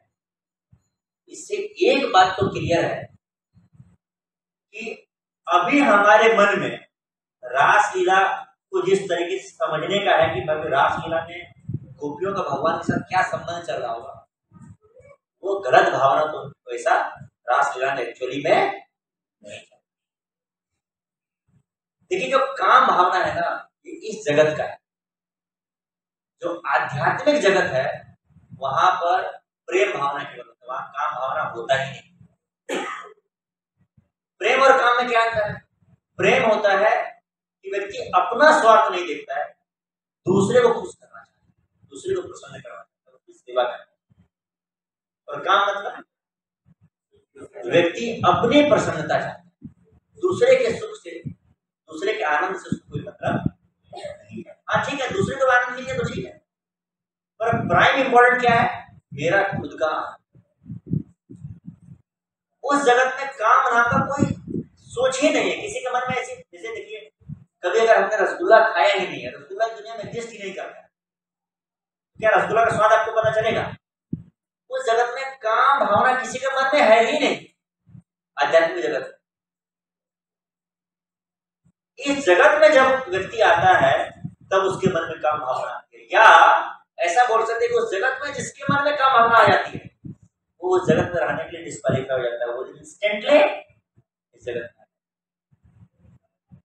अगर सोचिए कि भगवान की जो गोपियां हैं उनके मन में काम भावना है, कैसे आएगा? क्योंकि वो उस जगत का भाव है ही नहीं, उस जगत में किसी के पास ऐसा भाव है ही नहीं। तो जो इस जगत में काम है वो शारीरिक स्तर पर होता है। स्त्री का शरीर पुरुष के शरीर के लिए भोग का और पुरुष का शरीर स्त्री के शरीर के लिए भोग का काम जो है शारीरिक है। जो भगवान का आदान प्रदान है, भगवान का जो प्रेम है गोपियों के प्रति या किसी के प्रति, वो आत्मिक स्तर पर होता है। वो ये नॉर्मल मांस का लोथड़ा वाला शरीर वहां पर नहीं था जब भगवान गोपियों के साथ रास चढ़ता। भगवान आत्मा के रूप में या गोपियां आत्मा के रूप में वहां पर प्रेजेंट है।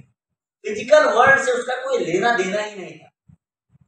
रासलीला का एकमात्र मकसद था कि भगवान अपने भक्तों की इच्छा पूरा कर रहे थे कि भगवान अपने भक्तों को अपना स्नेह प्रदान करना, या इंटीमेसी को क्या बोल सकते हैं हम लोग प्रेम के शब्द में, घनिष्ठता। हाँ, भगवान के जो ऋषिचारी गोपी थे, जो शिव जी थे, नारद मुनि थे, ब्रह्मा जी थे और कुछ गोपियां भी थी। इन सभी महान आत्माओं को, महान ऋषियों मुनों को और गोपियों को भी, ये गोपियां भी कोई नॉर्मल व्यक्ति ऐसा नहीं गोपी बन जाता। ये सब भी पिछले जन्म में कई सारे पुण्य किए होंगे। ये सब लोगों को भगवान अपनी घनिष्ठता प्रदान कर रहे थे, भगवान उनके साथ लीलाएं। ये था रासलीला। भौतिक जगत में जो हम लोग इमेजिन करते हैं ऐसा कुछ भी रासलीला का पार्ट, ऐसा कुछ भी भाव रासलीला में नहीं था। इसीलिए जब महान लोग इन कथाओं को सुनते हैं, उनके निस्वार्थ प्रेम के बारे में सुनते हैं, उनके निस्वार्थ भाव के बारे में सुनते हैं, उनके मन में भी निस्वार्थ प्रेम आता है, उनके मन में भी निस्वार्थ भक्ति आता है और उनके मन से जो काम की भावना है वो पूरी तरीके से।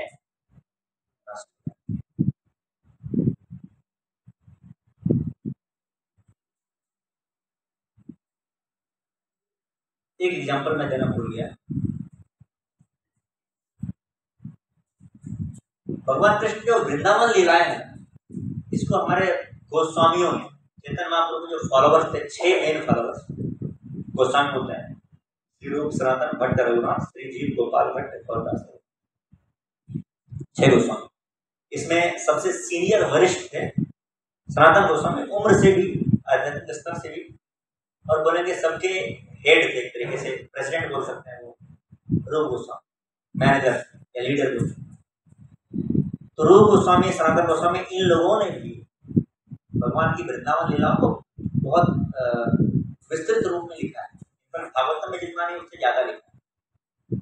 इन गोस्वामी ने, गोस्वामी का सनातन गोस्वामी, सनातन गोस्वामी का चरित्र इतना साफ था। सोचिए, जब हम लोग सोचते हैं कि हम लोग को वृंदावन जाना है, ब्रज के लोग भक्ति के स्तर में कितने ऊंचे होते हैं। सनातन गोस्वामी ब्रजवासियों के लिए भी आदर्श है। हमारे लिए ब्रजवासी आदर्श होते हैं, सनातन गोस्वामी ब्रजवासियों के आदर्श। वो ब्रजवासियों से कहाँ प्रेम करते थे, ब्रजवासी उनको आदर्श के रूप में देखते थे। आज भी वृंदावन जाएंगे तो सनातन गोस्वामी के जन्मदिन के स्तर पर वहां पे क्या मनाते हैं, गुरु पूर्णिमा। सनातन गोस्वामी को बना गुरु। ऐसा नहीं कि सनातन गोस्वामी ने सबको दीक्षा दिया था पूरे ब्रज में, पर उनका एग्जाम्पल इतना आदर्श था, इतने सरल, इतने निर्मल व्यक्ति। वो सनातन गोस्वामी, वो रूप गोस्वामी भगवान की रासलीला का बखान का विस्तृत चर्चा करते हैं। चैतन्य महाप्रभु बोलते हैं कि देखो शास्त्र लगभग लुप्त हो चुका है। लुप्त हो चुका है मतलब मॉडिफाई कर दिया जा चुका है शास्त्रों को। अलग अलग लोग जो हिस्ट्री में आए वो अपने फायदे के लिए शास्त्रों में थोड़ा बहुत चेंजेस करते चले गए। चैतन्य महाप्रभु ने स्पेसिफिकली 6 गोस्वामियों को बोला कि आप लोगों को वृंदावन में जितने भी मंदिर है, मूल्य स्थान है, इनको वापस रिवाइव करना है। तो आज जो हम लोग देख रहे हैं वृंदावन का ये प्रारूप, इसमें 6 गोस्वामियों का बहुत बड़ा रोल। जो पुराने शास्त्र हैं उनको अक्षरशः सही रूप में वापस लाना है और उनको समराइज करके लिखना है। व्यासपीठ में बहुत शास्त्र लिखे हैं, पहले लोगों की उम्र ज्यादा होती थी, ज्यादा समय तक पढ़ते थे, अब उम्र कम हो गई है, उन शास्त्र को समराइज करके लिखना है। तो भी अगर भगवान के लीला में थोड़ी बहुत कमी होती तो 6 गोस्वामी सोचते ऐसे ही शास्त्र लुप्त हो रहा है, इसको लुप्त ही कर दो, इस लीला रद्द कर दो, कर सकते हैं। पर उन लोगों ने इस लीला का वापस क्योंकि वो समझ रहे हैं कोई गंदगी, ये प्रेम का हाईएस्ट स्तर है, भक्ति का हाईएस्ट स्तर है। तो चैतन्य महाप्रभु जब जाते हैं दक्षिण भारत, वहां पर उनकी चर्चा होती है, नाम इनके साथ लक्ष्मी देवी के बारे में चर्चा होती है, वेंकट। तो उनसे चैतन्य महाप्रभु चर्चा करते हैं और उनसे पूछते हैं, बताओ भगवान का वैकुंठ लीला श्रेष्ठ है, यहाँ पर भगवान लक्ष्मी नारायण के रूप में रहते हैं, या भगवान का वृंदावन लीला श्रेष्ठ है जब भगवान श्याम सुंदर के रूप में? तो वो जो थे भगवान के लक्ष्मी नारायण रूप के उपासक थे, भक्त थे, तो बोलते हैं भगवान का लक्ष्मी नारायण रूप तो श्रेष्ठ है ही, नेचुरल सी बात है। तो भगवान बोलते हैं कि बताओ अगर लक्ष्मी नारायण रूप श्रेष्ठ है, भगवान का नारायण रूप अगर श्रेष्ठ है, तो लक्ष्मी देवी क्यों भगवान के श्याम सुंदर रूप में भगवान का दर्शन करने के लिए, भगवान के साथ समय बिताने के लिए रास लीला में भाग लेना चाहते? अभी भी कहा जाता है कि वृंदावन में लक्ष्मी देवी तपस्या कर रही, कभी भगवान कृष्ण प्रसन्न होंगे और विष्णु रूप में उनके साथ रहते ही हैं, पर श्याम सुंदर रूप में भी उसके साथ समय बिताए। तो बताओ क्यों लक्ष्मी देवी ऐसा चाह रही थी? तो वेंकट भट्ट चैतन्य महाप्रभु की चर्चा होगी, यानी चैतन्य महाप्रभु बार बार इस चर्चा को लाते हैं। इसमें गलत होता तो भाई क्यों इसको बार बार होता है? तो भगवान स्वयं और भगवान के सारे महान भक्त, जो भी व्यक्ति इस लीला को अक्षरशः समझते हैं, वो जानते हैं कि इसमें स्वार्थ, इसमें काम, हाँ, क्या इतना सुनने के बाद हम सब लोग इस चीज को बिलीव कर लेंगे, 100% मान लेंगे कि भगवान की लीलाएं जो है वो भौतिक काम भावना से परे है, वो आध्यात्मिक प्रेम का स्तर है, आत्मिक स्तर पर है, भौतिक शारीरिक स्तर पर वो है ही नहीं भगवान की। भगवान शारीरिक स्तर पर कोई लीला ही नहीं करता। तो ऐसा होगा कि हम भी आज इस चीज को न समझ पाए, या ये हम आसानी से डाइजेस्ट न कर पाए।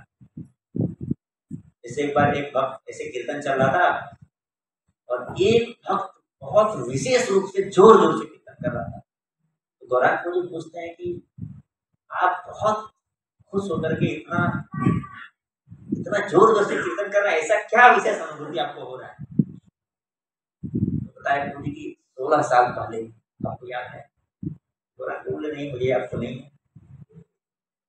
मैं ऐसे कीर्तन में आता था, आपने उस टाइम पे बोला था माला करो, मैंने एक माला स्टार्ट भी किया, पर मुझे लगा कि यार अभी मुझे और जीवन जीना है। मेरा एक ही लक्ष्य था उस टाइम में अमेरिका गया। मैं अमेरिका गया, कुछ दिन भौतिक जीवन जिया और मुझे एहसास हो गया कि अब भौतिक जीवन जीने में कुछ खास इंटरेस्ट नहीं। फिर वहाँ मुझे जॉब लग गई, पढ़ाई के बाद जॉब लग गई, मुझे और समझ में आ गया कि भौतिक जीवन बहुत कष्ट वाला है। शादी के बाद तो विश्वास ही हो गया। तो वो ऐसा मजाक बोल रहा हूँ, ऐसा नहीं है। वो बताते हैं कि दरअसल ऐसा नहीं कि भौतिक जीवन में बहुत आनंद है। वो बोले फिर मैंने वहां पर प्रसाद मंदिर गया, फिर मंदिर में प्रसाद देना शुरू किया और फिर मैं आने लगा। बाद में मैं भक्त बन गया। अभी वापस आया हूँ तो सोचा कि गौरांग प्रभु में क्लास जाके अटेंड करता हूँ। मैं आपकी क्लास में आया तो आपको देख के बड़ा खुशी हो रही है, इसलिए मैं इतना जोर जोर से कीर्तन कर रहा हूँ। तो बोले प्रभु जी आपने जो फिलॉसफी दिया था उस टाइम पे कि माला करो, बच नहीं पाया, लेकिन आपने प्रसाद जो खिलाया था ना वो बच गया था। तो उसका स्वाद था कि मैं जब विदेश में भी गया था ना, मैं वहां मंदिर को खोजता रहता था प्रसाद लेने खाने के लिए। तो जो भगवान की लीलाएं हैं, जो भगवान की खास करके आंतरिक जो लीलाएं हैं, उसके पीछे जो मकसद है उसको हम तीक्ष्ण छोटी बुद्धि से हो सकता है न समझ पाए। जैसे एक छोटा एग्जांपल देता हूँ, मैं जब अपने स्टूडेंट लाइफ में था तो प्रभुपाद जी अपने किताबों में ना भर भर के लिखते हैं कि ये दुनिया वैसा ही है, इस दुनिया में हम लोग वैसे ही कर रहे हैं। भगवान ने इस दुनिया हमको ऐसे ही दिया है जैसे जब बच्चा थोड़ा परेशान हो जाता है और मम्मी को बोलती है कि मुझे भी किचन में खाना बनाना है, तो भगवान मम्मी क्या करती है, वो टॉय वाला किचन खरीद के लाती है और बोलती है तुम उधर खाना बनाओ। तो वैसे ही जब जीव उस जगत आध्यात्मिक जगत में भगवान को परेशान करने लगता है तो भगवान एक टॉय खिलौना दुनिया बनाते हैं, बोले जाओ तुम अपना कुछ करो। तो वैसे ही हम लोग का इधर लीला चल रहा है। मुझे ये बात समझ में नहीं आती, तो मुझे लगा ठीक है तो बाजी ऐसा बोल रहे थे, संत है बोल रहे हैं, मैं मान लेता था चलो कभी मेरी बुद्धि होगी मैं समझ पाऊंगा। अभी मेरी बेटी दिन भर यही बोलती रहती है खाना बनाना तो आज भी समझ में आ गई। तो कई बार ऐसा होता है, ऐसे एक घटना नहीं, ऐसे कई सारी घटनाएं हैं जो मुझे भी समझ में नहीं आती, लेकिन मैंने एक बात समझा कि जैसे छोटे बच्चे को बोलेंगे 3 में से 5 घटाओ, क्या बोलेगा? 5 नहीं घटा सकते। उसको घटाने का मतलब क्या बोलते हैं कि तुम्हारे पास 5 डंडा था, 3 कोई ले लिया। उसको बोलेंगे 3 में से 5 ले लिया, तो बोलेगा 3 है तो 5 कैसे कोई ले सकता है? उसको ऐसे ही बताया जाता है, उसको ये गणित कभी भी समझ में नहीं आ सकता। तो जैसे बच्चे को हायर लेवल का गणित समझ में नहीं आ सकता, तो वैसे हम अपने आप को क्यों मान बैठते हैं कि आज हम भक्ति में आए, भगवत गीता के 10-15 श्लोक पढ़े, भागवतम के 1-2 श्लोक पढ़े, टीवी पर रामायण महाभारत देख के बड़े हुए हैं, और भागवत के 18,000 श्लोक उसको समझ में आ जाएगा तुरंत। भागवत का पहला स्कंद का पहला श्लोक याद नहीं है और 10वें स्कंद का श्लोक हमें समझ में आ जाए। हमें ये मानना चाहिए कि हम लोग अभी, हो सकता है अगर हम अभी भी ये चीज को नहीं समझ पा रहे, सबसे बड़ी बात नहीं है, ये बड़ा नेचुरल है, बस समय अभी हमारे लिए उतना परिपक्व नहीं हुआ है, इसीलिए हमको नहीं समझ में आ रहा है। हमको इंतजार करना चाहिए, भगवान पर श्रद्धा रखना चाहिए और अपने आचार्यों से सुनने का प्रयास करना चाहिए। हमें अथॉरिटी से, अच्छे लोगों से सुनना चाहिए जो इस चीज को समझते हैं। टीवी पर, मोबाइल वगैरह पर इधर उधर सुन करके, मोबाइल वगैरह पर बहुत सारे प्रवचन आते हैं जो ऑथेंटिक होते हैं, जो परंपरा के लोग सुनाते हैं, पर ऐसे बहुत से लोग हैं, मैं नाम लेना चाहूंगा, एक आजकल के नए आचार्य की, तो समझ गए जो लोग देखें, कोई फिलॉसफी नहीं, ऐसे उनको डिमीन करने का मेरा कोई नहीं, पर आप उनका 10 लेक्चर ले आइए, भगवत गीता का एक श्लोक वो कहीं श्लोक बोलते, पर उनके YouTube चैनल के सारे वीडियो का शीर्षक वही होता है कि भगवत गीता से जुड़े, भगवत गीता सत्र से जुड़ने के लिए इस लिंक पर क्लिक करें। वो अपना प्रोपेगेंडा फैला रहे हैं, अपना बात कर रहे हैं, लेकिन किसके माध्यम से? कवर भगवत गीता का लगा देते। अभी दिल्ली में फैक्ट्री पकड़ा गया जिसमें डालडा से बटर बनाया जा रहा था और अमूल का कवर लगा के बेच रहे, तो वही है। तो इंटरनेट में कहाँ क्या बिक रहा है हमको पता नहीं, इसीलिए हम लोग को सेफ रहना चाहिए और शास्त्र पढ़ना चाहिए और सही ऑथेंटिक लोगों से सुनना चाहिए। किसी को प्रश्न तो पूछे। 6 बजे एग्जैक्टली। आपने कि अनगिनत ब्रह्मांड है, हाँ, और हर ब्रह्मांड के लिए एक ब्रह्मा जी को अलॉट किया गया है, तो क्या ऐसा अनगिनत ब्रह्मा जी में होगा? अनगिनत ब्रह्मा जी है, किसी ब्रह्मा के 1 सर है, किसी ब्रह्मा के 4 सर है। जितना बड़ा ब्रह्मांड उतने ब्रह्मा के सर। एक बार ब्रह्मा जी द्वारका पहुंचते हैं और भगवान के जो मैसेंजर है उनको खबर देते हैं कि भगवान से ब्रह्मा मिलने आए। तो गया, भगवान से बताया कि ब्रह्मा मिलने आए। तो भगवान पूछे कौन ब्रह्मा, तो आके सुनाया, तो ब्रह्मा जी के पैरों तले जमीन खिसक गई, भाई इस ब्रह्मांड में मैं ही तो एक ब्रह्मा हूं। भगवान पूछ रहे कौन ब्रह्मा? जब ब्रह्मा जी वहां गए, पहुंचते हैं, देखते हैं वहां पर कई सारे ब्रह्मा लाइन में बैठे हैं, तो भगवान से बात हमारे शास्त्र में से। और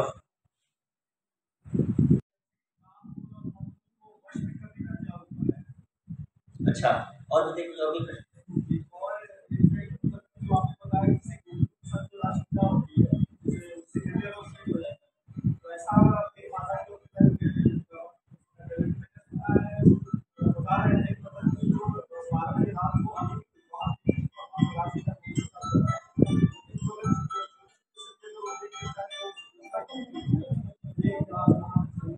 और कोई प्रश्न? और इसका ये जो मैंने ये सुना है जो शिवदेव जी ने तो वो गंगा जी के किनारे तक से सुनाया था, या बहुत सारे लोग ऐसे मानते कर रहे हैं तो जो और कहते हैं कि गंगा जी के छोटे लोगों ने मचान बना के मतलब तो मालूम था कि हमको मरी जाएगी, इसलिए वो उन्होंने अपने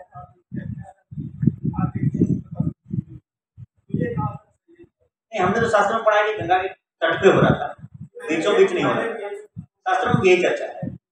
तो कई लोग अपना अपना वर्जन पे बिल्कुल लिखते हैं। दूसरा बात है कि वृंदावन में भी लीलाएं होती हैं और कोई देखेगा तो वो मर जाता है।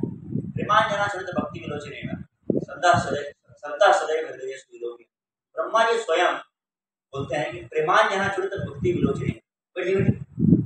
अगर किसी व्यक्ति के मन में भगवान, कोई अशुद्ध व्यक्ति वो भी देख सकता है। जैसे भगवान का जो कुरुक्षेत्र युद्ध भूमि का लीला था, कोई भी देख सकता था, वहां पे भगवान का दर्शन कोई भी ले सकता था। प्रकट लीला कोई व्यक्ति देख सकता है, अप्रकट लीलाएं नहीं देख सकते। जैसे आज भी वृंदावन जाएंगे तो भगवान लीलाएं करते हैं। जैसे उदाहरण आता है कि माधवेंद्र पुरी एक बार पहाड़ पर बैठे हुए थे और उनको बहुत प्यास लग गई, तो एक बालक आया दूध लेकर के तो पिला दिया, माधवेंद्र पी लिए। फिर वो बालक जाने लगा, तो इसको लगा कि यार तो है इसमें गड़बड़, ऐसा दूध तो वृंदावन में कोई किसी के यहाँ मैंने पिया ही नहीं, वृंदावन में ऐसा दूध होता ही नहीं। तो उनको एहसास हो ये कोई और नहीं भगवान कृष्ण। एक बार रूप गोस्वामी तपस्या कर रहे थे और रूप गोस्वामी ही थे शायद, कोई और गोस्वामी थे, रूप गोस्वामी शायद थे, तपस्या कर रहे थे और धूप में तपस्या कर रहे थे। जी गोस्वामी थे, रघुनाथ दास गोस्वामी, वो तपस्या कर रहे थे और धूप बहुत था। तो राधा रानी आकर के उनको वो मतलब छाव दे दी। तो ये सनातन गोस्वामी देख लिया, सनातन गोस्वामी ने देख लिया, सनातन गोस्वामी देख लिया, पर सब लोग इसको नहीं देख पाए। सनातन गोस्वामी उसको बोलते हैं देखो तुम इतना मतलब इतना कठोर तपस्या क्यों करते हो, तुम धूप में जाके चैंटिंग कर रहे हो, तुम्हारा विनम्रता देख करके भगवान के हृदय विवल हो जा रहा है। राजा रानी स्वयं आ रहे तुमको छाव दे रही है, तुम भगवान की सेवा करना चाहते हो, सेवा लेना चाहते हो, उसको डांटना। सोचिए सनातन गोस्वामी कितने उच्च स्तर के, रघुनाथ गोस्वामी कितने उच्च स्तर के होते, तो वो अप्रकट लीला है। तो अभी भी भगवान वृंदावन में लीलाएं करते हैं, लेकिन हम लोग उसको नहीं देख सकते जो महान भक्तों के साथ लीलाएं करते हैं। अब आपका लास्ट प्रश्न है, इसी प्रश्न के साथ हम लोग आज एंड करेंगे कि काम क्रोध लोभ मोह मद मात्सर्य को कैसे खत्म करें। तो सबसे पहला क्वालिटी है प्रभु जी की धैर्य। देखिए कोई कपड़ा गंदा हो गया था, जैसे स्कूल में हम लोग पहले रहते थे तो व्हाइट कलर का जूता चलता था पीटी के लिए, तो पीटियों पहनते थे डेली, तो घास उसमें गंदा हो जाता। अब नया नया गंदा होता तो साफ करते थे, साफ हो जाता था, फिर ज्यादा गंदा होने लगा, फिर साफ नहीं होने लगा। फिर हमने रियलाइज किया एक टाइम के बाद एक गंदगी का एक लेवल आने के बाद उससे ज्यादा कितना ही गंदा होगा, तो अब वो साफ ही नहीं होता। कितना भी रगड़ो ना वो थोड़ा बहुत दाग, व्हाइट कपड़ा देखा 6 महीना साल बाद उसमें कुछ दाग है जो बच ही जाएंगे, आप जला दो कपड़ा तभी वो दाग जा सकता है, ऐसे कुछ भी कर वो दाग नहीं है। तो हमारे हृदय में जो काम क्रोध लोभ मोह मद मात्सर्य है, ये कितने समय से है बताइए। जैसे किसी को मान लीजिए 30 साल है, कितने समय से है? 30 साल तो इस जन्म था ना, अभी कितने जन्म उसने जिए हैं। हर योनि में वो एक मछली है, उसके अंदर भी काम की भावना है, कौवे के अंदर भी है, हर योनि में ये भावना है। वो कितना जन्म लिया होगा और हर जन्म में इस भावना को सहेज करके रखा होगा। देखिए भक्ति में आते हैं हमको पता चलता है कि भाई इस भावना को अपने अंदर से दूर करना है। जो लोग भक्ति में नहीं है उनको कहाँ लगता है कि भाई ये गलत चीज है, या हमारे अंदर काम की भावना अपने अंदर पाल करके रखते हैं। इतने जन्मों से हमने जिस चीज को पाल करके रखा है, अब उसको चाहेंगे 10-20 दिन की तपस्या में या 10-20 महीने की तपस्या में खत्म कर लें, क्या ये पॉसिबल है? संभव? ऐसा भी हो सकता है कि हम 2-3 साल 4 साल 10 साल कर तपस्या तब भी ये खत्म हो, ये भी हो सकता, लेकिन क्या खत्म होगा ही नहीं? खत्म तो होगा, इसकी गारंटी है। मतलब इस जगत का एग्जाम्पल देना चाहूँ तो प्रभुपाद और इसके अनगिनत शिष्य हैं इस दुनिया में, इनके सामने ऐसे कई अपॉर्चुनिटी आए होंगे जहां पर वो अपनी गलत इच्छाओं का मतलब उनको एक्ट कर सकते थे, पर उन्होंने नकार दिया, तू कर दिया। इसका मतलब उनके हृदय साफ, जब उनका हृदय साफ हो सकता है, हमारा हृदय क्यों नहीं हो सकता? हाँ, एक और बात है कि ऐसा नहीं कि अभी हमारे हृदय में है तो तपस्या करेंगे, एक दिन साफ हो गया, एक दिन सुबह उठेंगे, अरे आज तो काम लाना है, ऐसा नहीं। हम जिस स्तर से भक्ति करने लगेंगे ना, आप उस स्तर से देखेंगे धीरे धीरे हमारे अंदर उसका डिग्री कम होता चला जाएगा। और ये कोई भक्त बता सकता है, जो भी साल भर 6 महीने से 3-4 महीने से भी अगर कोई भक्ति कर रहा है और भगवान के नाम का जप कर रहा है, विशेष करके नाम का जप कर रहा है। आप में से कितने लोग कम से कम एक माला करते ही हैं? कम से कम एक माला, ज्यादा करते तो क्या होगा? कितने लोग एक भी माला नहीं करते? शर्माने वाली बात है। उनसे मेरा रिक्वेस्ट है कि आप एक माला जरूर कीजिए। आपके पास माला नहीं तो मैसेज गिफ्ट से माला खरीद लीजिए, और एक बार ऐसे हरे कृष्ण कृष्ण कृष्ण हरे हरे, हरे राम राम राम हरे हरे। देखिए ये ऐसा बैग मिलेगा जिसमें माला को रखते हैं, ताकि कोई घर में माला वगैरह नहीं रखना हो। तो क्या है, क्या ये माला तुलसी का है, पर जनरली नए भक्तों के लिए बोलते हैं तुलसी का माला नहीं, नीम का माला रखते हैं। आपको कैपिटल में नीम का माला मिल जाएगा, इसमें एक दाना है ऐसा, हरे कृष्ण कृष्ण कृष्ण हरे हरे, हरे राम राम राम हरे हरे। फिर एक दाना, हरे कृष्ण कृष्ण कृष्ण हरे हरे, हरे राम राम हरे हरे। तो आप जीवन में एक चीज बनाइए, एक माला कम से कम जरूर कीजिए। और जो व्यक्ति जितना माला कर रहे हैं, कोई 2 माला कर रहा हो, कोई 4 माला, वो ये माला निश्चित रूप से बड़े ध्यान से करें। अगर आप भगवान का नाम का स्मरण करते हैं ना, सबसे ज्यादा शक्ति इसी में। नामना मकारे बहुत निज सर्व शक्ति, भगवान ने अपने सभी शक्तियों को अपने नाम में। अगर नाम जब ध्यान से करते हैं तो धीरे धीरे समय के साथ हमारे अंदर जो भी स्तर है गलत चीजों का, वो स्तर घटता चला जाएगा और एक दिन साफ हो जाएगा। हरे कृष्ण की, श्रीमद् भागवत की। अगर हमने कुछ त्रुटि कर दिया होगा